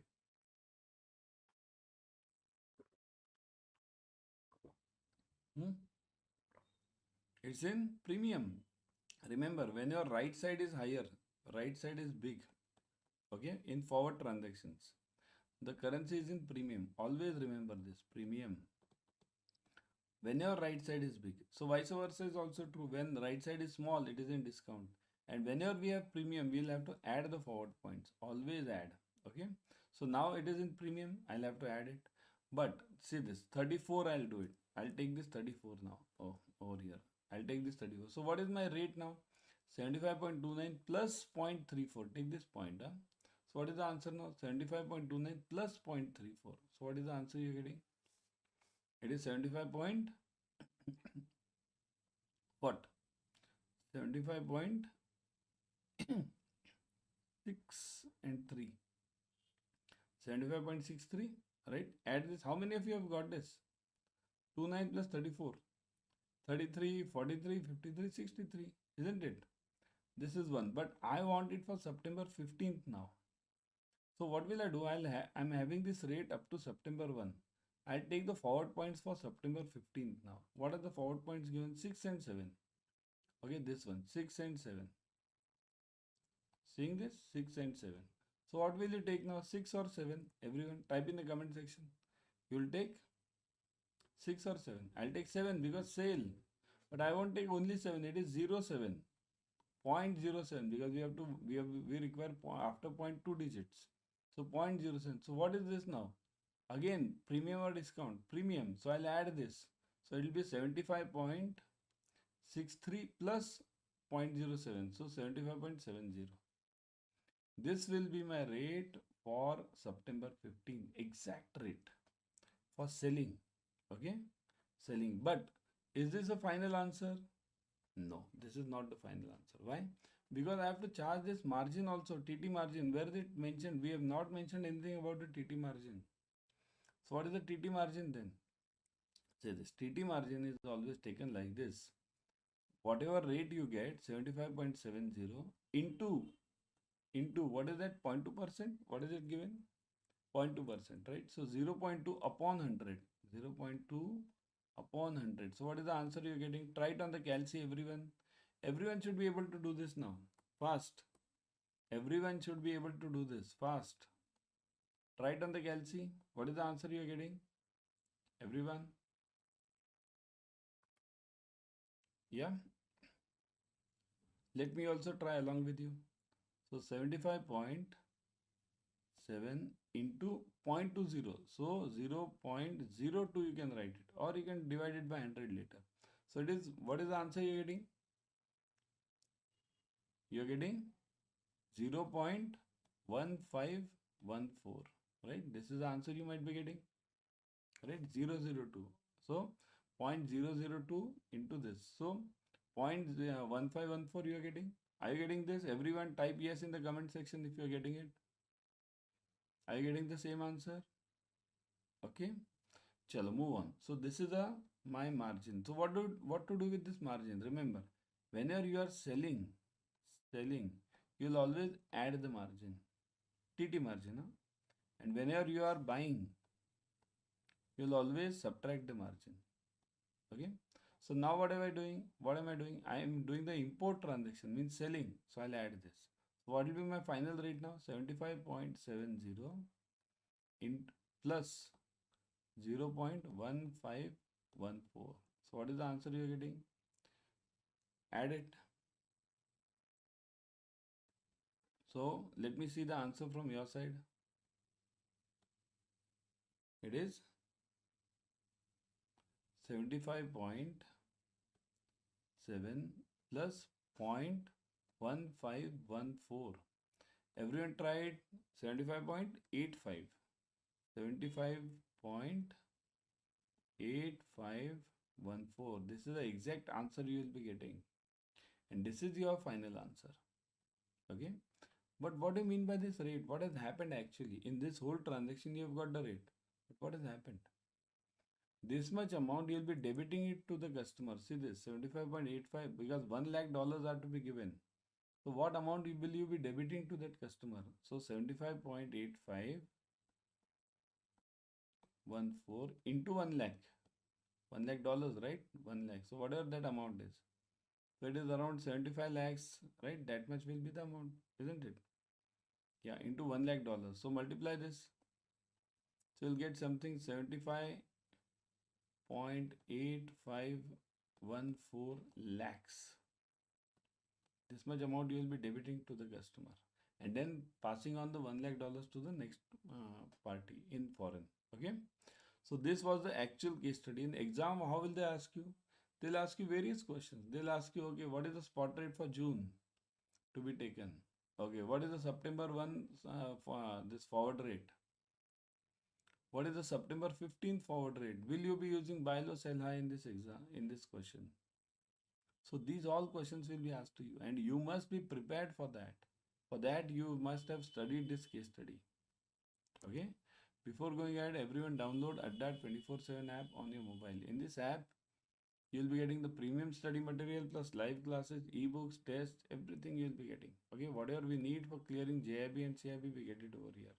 So that's why everyone download this app immediately and start studying. Okay. Second numerical. Now this is not a simple one, a confusing one, but let's see how many of you can answer this. A forward purchase contract USD 5 lakhs booked 2 months back at 75.25 is due for delivery 2 days later. The customer is informed by the drawee of the bill that the payment will be delayed by 1 month. Now this much is your case study. See here, there is a contract which was booked. Okay, 2 months back means I'll write it over here. See this. 2 months back, there was a contract which was booked for due for tomorrow. Means here, let's say tomorrow. Okay, here it is tomorrow. So 2 months back. What is this month now? Let's consider anything. This is September. Okay. So gone August and July. So July. Let's say the contract was booked. It is due in September. This tomorrow's date. Let's say. But what has happened is customer is told now by his buyer. See here, forward purchase contract. This is a purchase. Purchase means it's an export transaction. Always remember, purchase is always export. So this buyer has told, buyer means what? The buyer of your customer. That buyer was going to pay the customer on September. But this buyer has said that no, I won't be able to pay you now. I'll be able to pay you after 1 month. So I'll be able to pay you in October. Now what have you to do? In this case, what have you to do? This contract was already here. This is contract number 1. So this contract number 1 was booked over here. Okay. So if it is booked, it has to be nullified over here, cancelled over here, cancelled. Here, the rule is very simple. Whatever is booked has to be cancelled, or either it has to be paid or it has to be cancelled. So if it has to be cancelled, it's like the same rule. जिसको आना है वो जाएगा, right? Simple rule. The one which rises will always fall. The one which is booked will always be cancelled or paid. It will be equated. Okay. So this is to be cancelled. But remember, if it is to be cancelled, it doesn't mean because the payment is to be received in October. Is the payment received up till now? No. Payment is not received. So what will I have to do as a banker? This now the role of the banker comes in. The banker will have to cancel transaction number 1 and will have to book a new contract. Book new contract for October, this 1 month, because up to the time payment is not received, the transaction is not over. Okay. So the bank will have to do 2 transactions over here. One is cancelling the older one and booking the new one. Okay. Now let's look at it. So rate of booking of the original contract is means when it was booked in July. At what rate was it booked? TT buying rate. Okay, let's consider this ABCD. A, B, C and D. So now, when the contract was booked in July, at what rate was the contract booked? TT buying, TT selling, bill buying, or bill selling? What do you think? Purchase contract. Purchase. Purchase means what? It will be buying. Okay. Purchase means buying. Buy. So if it is buy, then what? Now the answer is only two. Two are remaining, either TT buying or bill buying. So which one? Just now I told you in the first numerical. Whenever you are booking a forward contract, you will always use which rate? Bill rate or TT rate? Just now, just go to the part of that video again. You will be taking bill rate. So the answer will be bill buying. So the original contract was booked at bill buying rate. Remember this. This bill buying rate is 75.25. Okay. Second question. Rate of cancelling the original contract is what? TT buying, TT selling, bill buying, bill selling. So cancelling, this cancellation means this. Cancelling transaction number 1, this one. This is to be cancelled when? It is due when? Tomorrow. Tomorrow means spot. Always remember, this is spot. So here I'll have to first use spot. Spot means what? Whenever we are doing a spot transaction, which is to be rate is to be used. Again, first problem. Just now I gave you. Spot you have to use in the comment section. Let me see. Spot you have to use TT rate or bill rate. Okay, I'll give you options. TT or bill. So which rate will you use? TT or bill? TT rate, correct? So TT is okay. So now these two are out. TT is only in. TT buying or TT selling. Now I'm cancelling the contract. So if the contract was booked at what rate? It was booked at the buying rate, right? So originally it was booked at buying rate. So cancellation will be done at what rate then? Will it be buying or selling? So if I do something at buying, I'll have to cancel that using selling, right? So I'll be using bill, this TT selling rate, right? So the answer will be TT selling rate over here. Okay, cancelling is always done at the reverse rate of the booking. Okay, then you'll say why not bill booking, bill selling then? But because bill selling is not used. Bill is used whenever you are doing some future dated transactions. Here I am cancelling tomorrow itself. So it is a spot transaction. So TT, isn't it? A rate of booking the new contract for next 1 month. So next contract will be booked at what rate? TT buying, TT selling, bill buying, bill selling. Who can give the answer? New contract for 1 month now. Simple logic. You have the answer only here itself only. You have the answer here. Let me see the simple logic you can give. See here, contract number 2 which is booked is same as contract number 1. Because there also I had booked it for purchase. Again I'll have to book it for purchase because same thing is repeated. This full whatever had happened in July is repeated on over here now. Same thing is repeated. So if it is repeated, then the rates will also be repeated. So it will be again bill buying rate.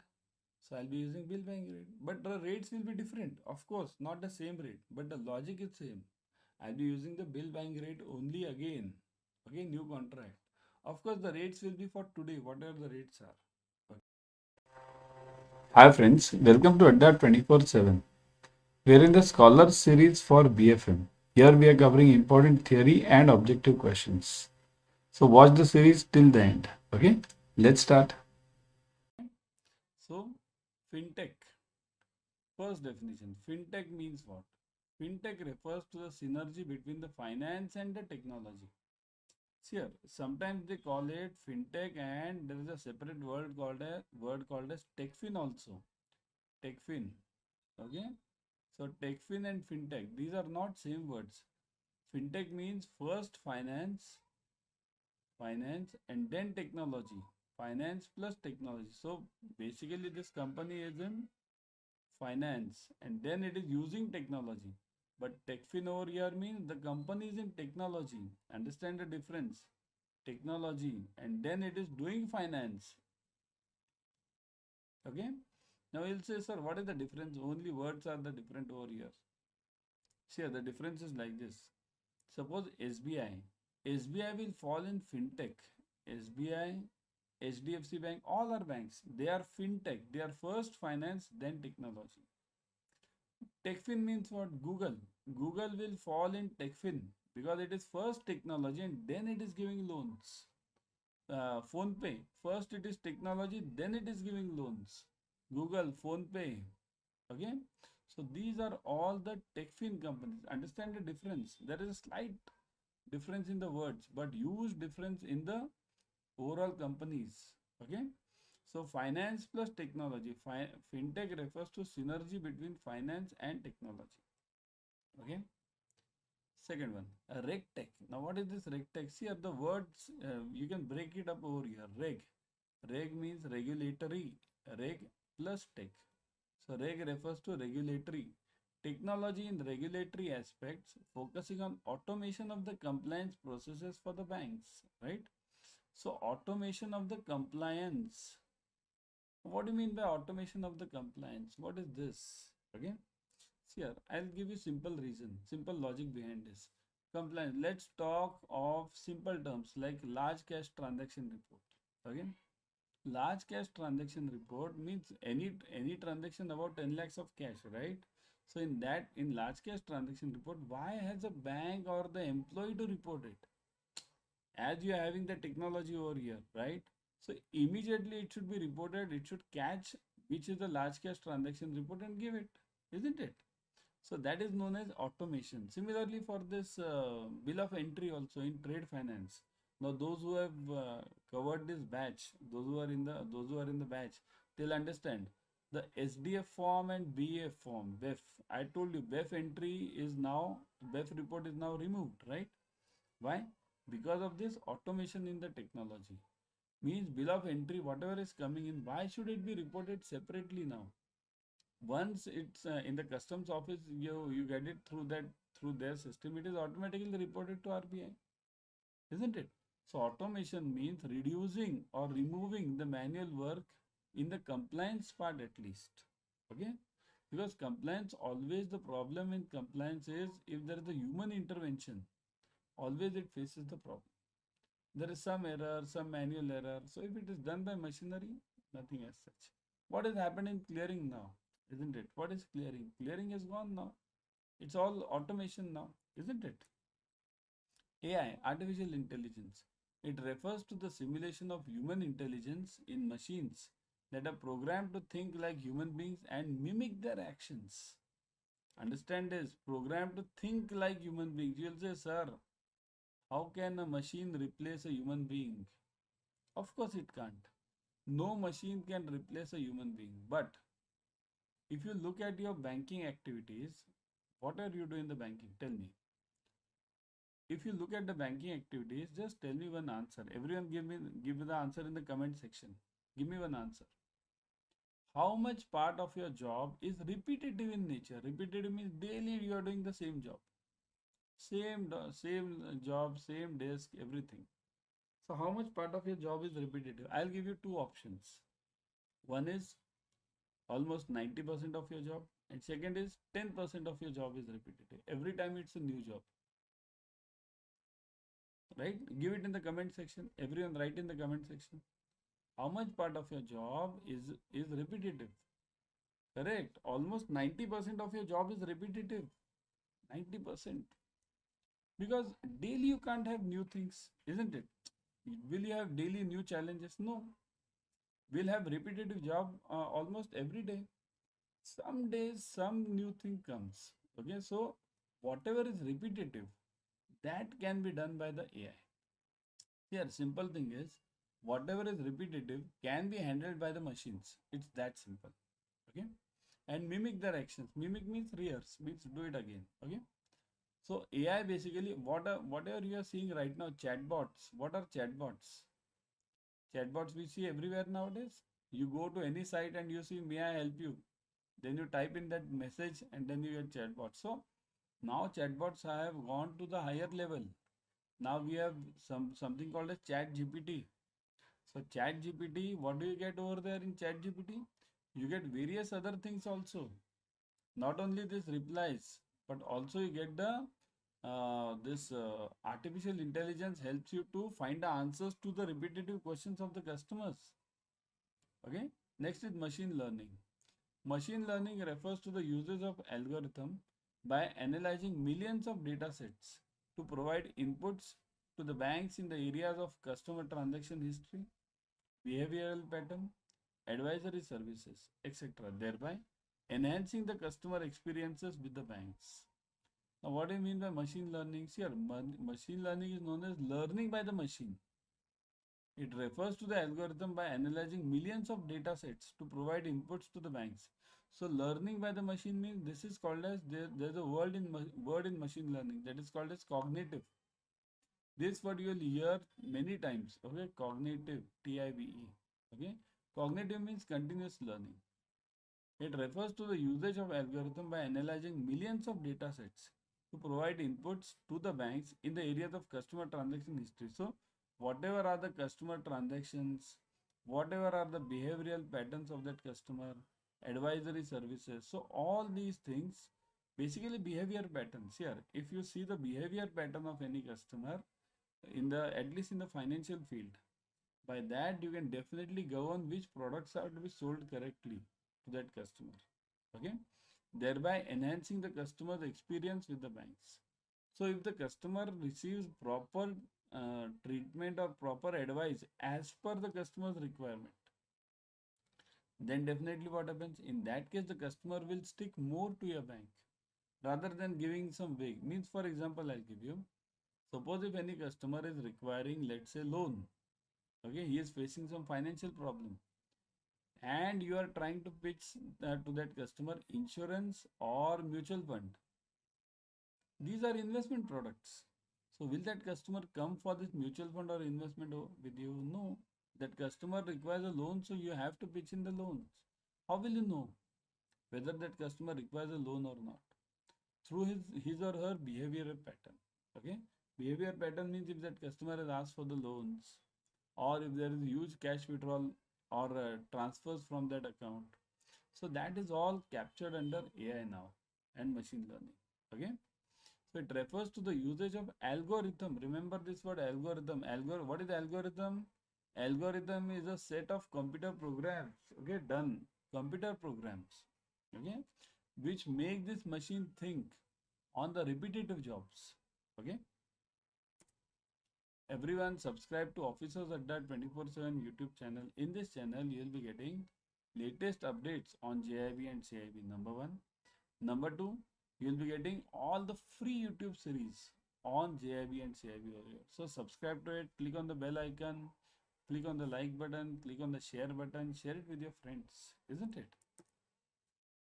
What is big data and data analytics?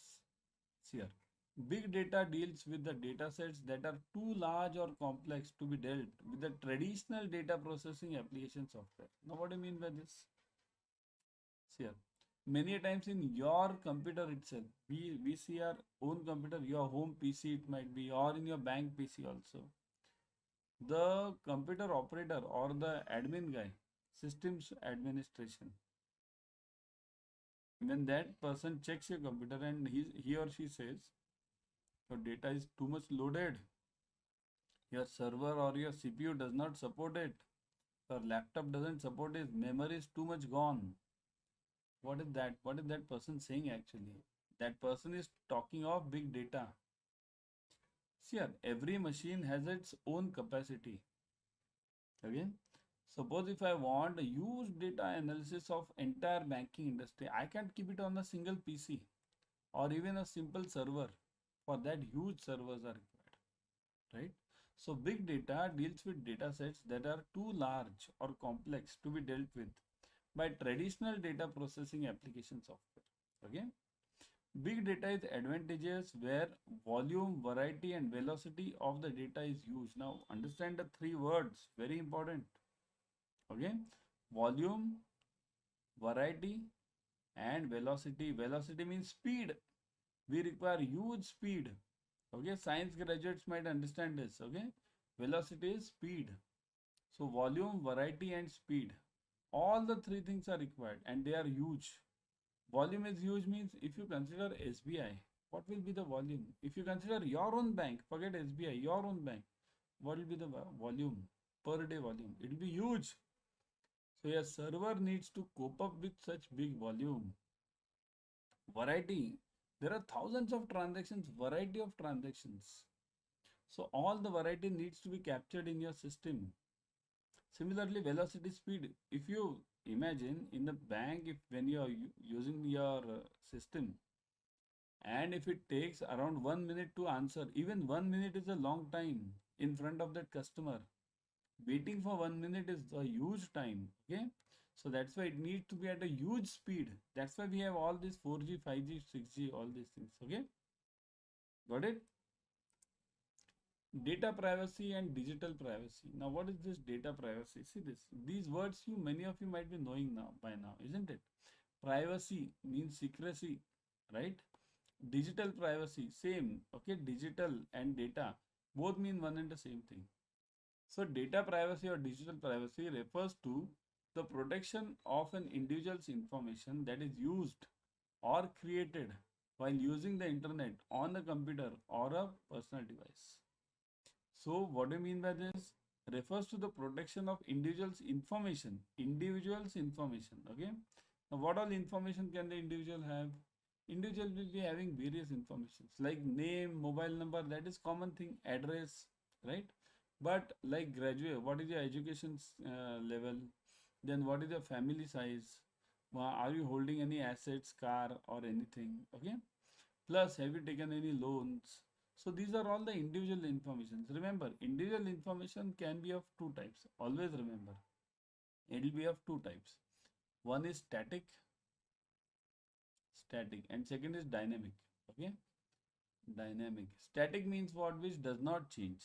Means what your name, generally your name, your address, or your Aadhaar number.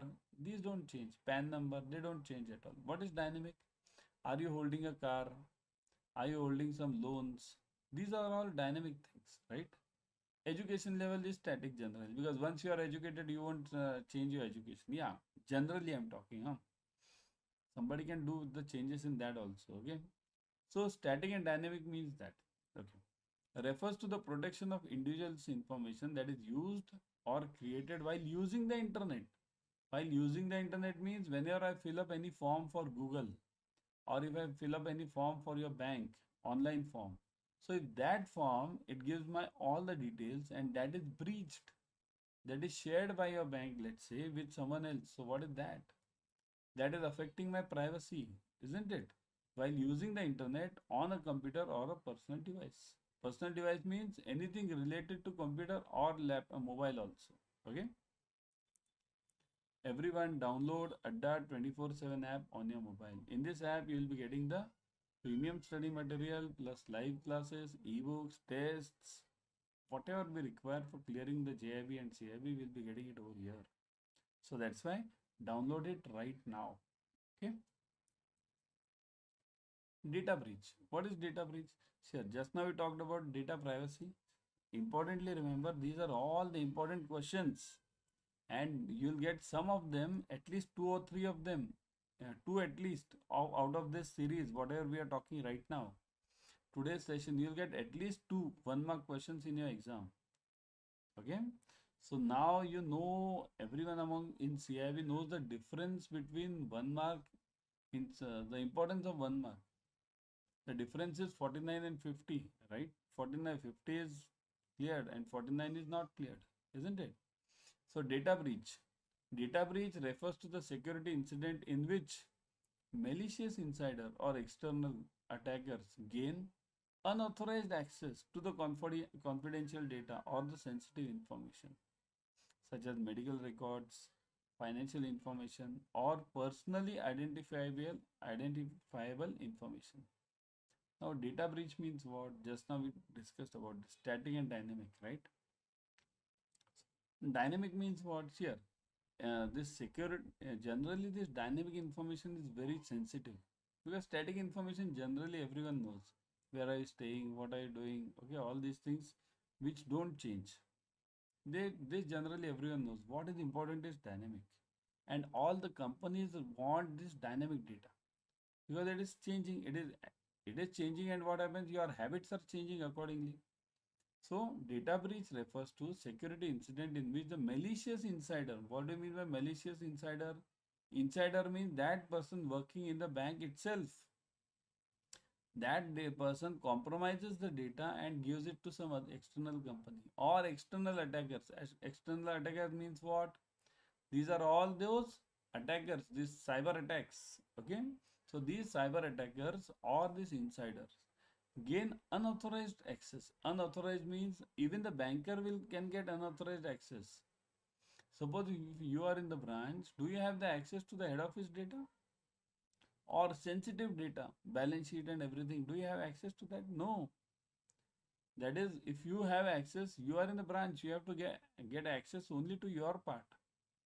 So that is known as unauthorized data. If you get information about something else which is not required by you, so that is known as unauthorized data. Okay. So unauthorized access to the confidential data or the sensitive information such as medical reports, financial information or personally identifiable information. So medical reports, sure, that's what I said. These all things are dynamic. If you check this, these are all dynamic, right? Dynamic means what? They go on changing. Dynamic, right? Medical reports, they go on changing. Financial information changes. Personally identifiable information, right? So these are all the changing things. Okay. So mainly the access to this is required by the companies so that they can sell the various products to you. Okay.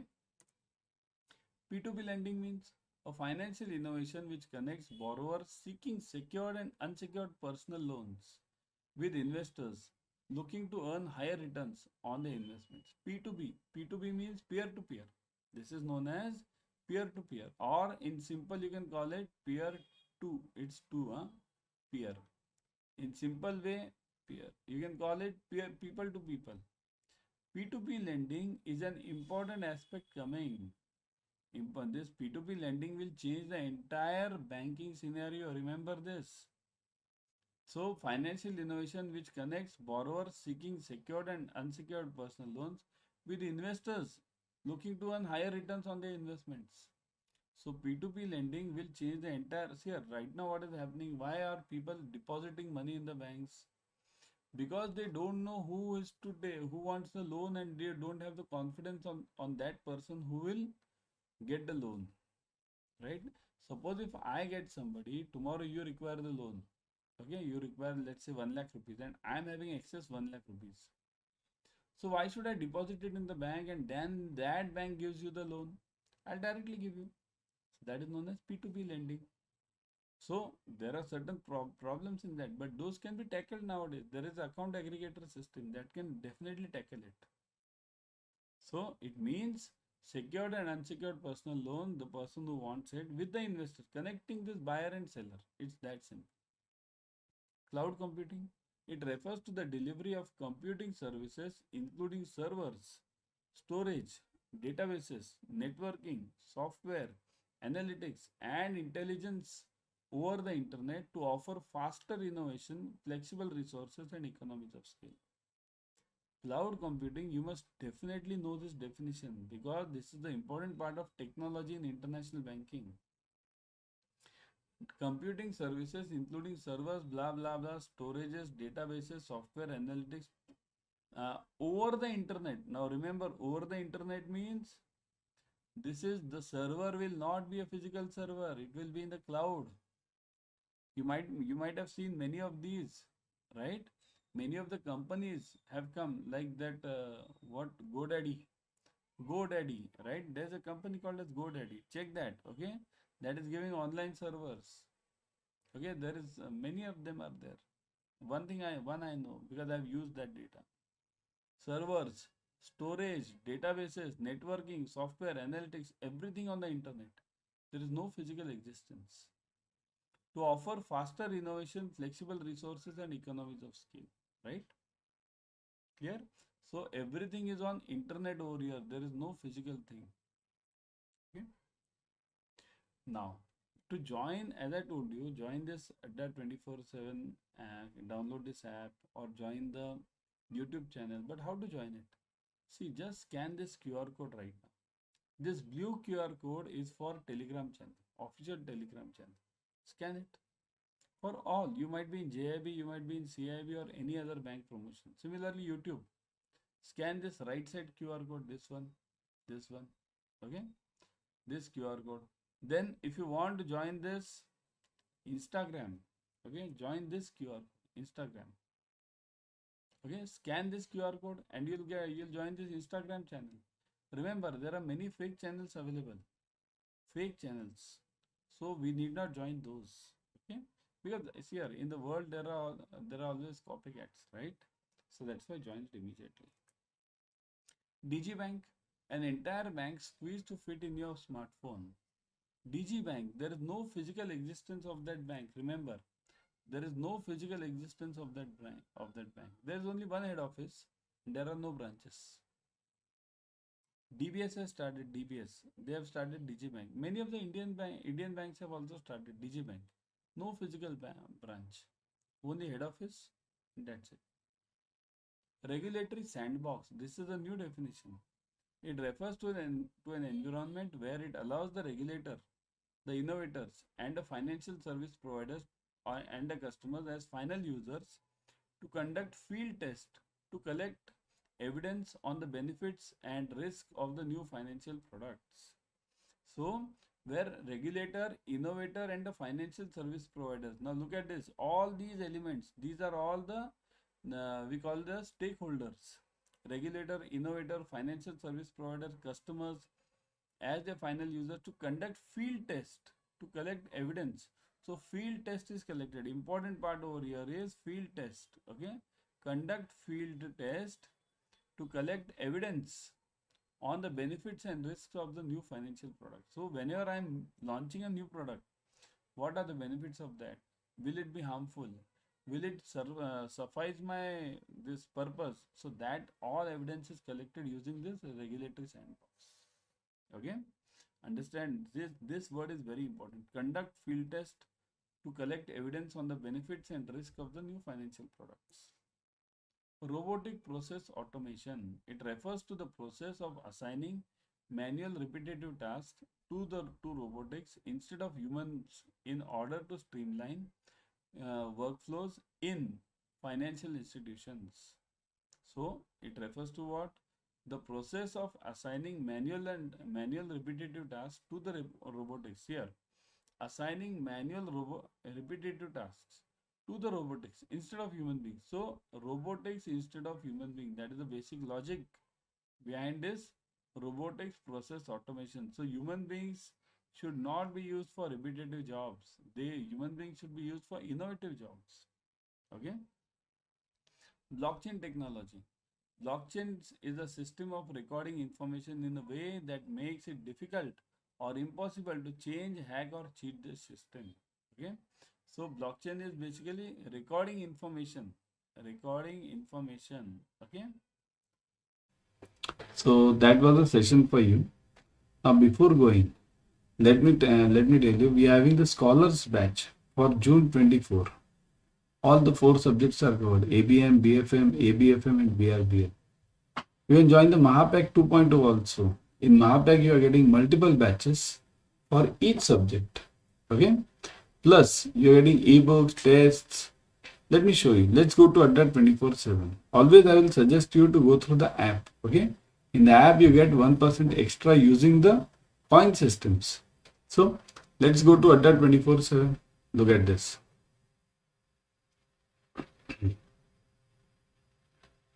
See this. Here, once you go to Adda 24/7, click on JIB and CIB. Click on CIB 24. You will see, click on View All. You will see the Scholars Batch, CIB June 24. Click on this Scholars Batch. You will get the details of the batch. Look at this. All the details: ebooks, test series, online live classes, then expert faculties, interactive classes, recorded videos, limited size batches. You get everything over here. Plus, look at the fees. Now, click on Buy Now. Put the code Y432. See this, Y432. Here you will get the maximum discount using this code. Okay. Whatever a discount is going on, you will be getting something extra using this Y432. So apply this code. Okay. Right now you are getting 80%. Then whatever percentage is, you will be getting plus something. So that's why Y432 is the code to be applied for highest discounts. Now, one more. You can join the Mahapacks also. What did I say about the Mahapacks here? In Mahapacks, you get multiple batches, but not only multiple batches per subject. You get test series, ebooks, videos. Click on these ebooks. Check these ebooks. You are getting subject-wise ebooks. Click on this subject-wise ebooks. You are getting chapter-wise ebooks. Similarly for test, In such details you having per chapter level. We have gone up to the chapter level for this test series, okay, and ebooks. So click on this test series, again subject wise, right? Click on any subject.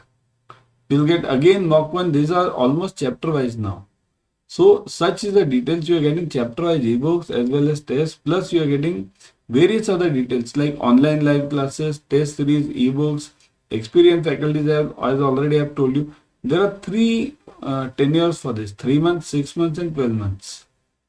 So you get double validity right now for using this Y432 also, okay. So other things also you can check this. The details are given in the course, details are given over here. You can read those details, okay. As already I told you, experienced faculties are there. Then revision batches are also available in this Mahapack, okay. Plus look at this, you can go through the details, okay. So I'll always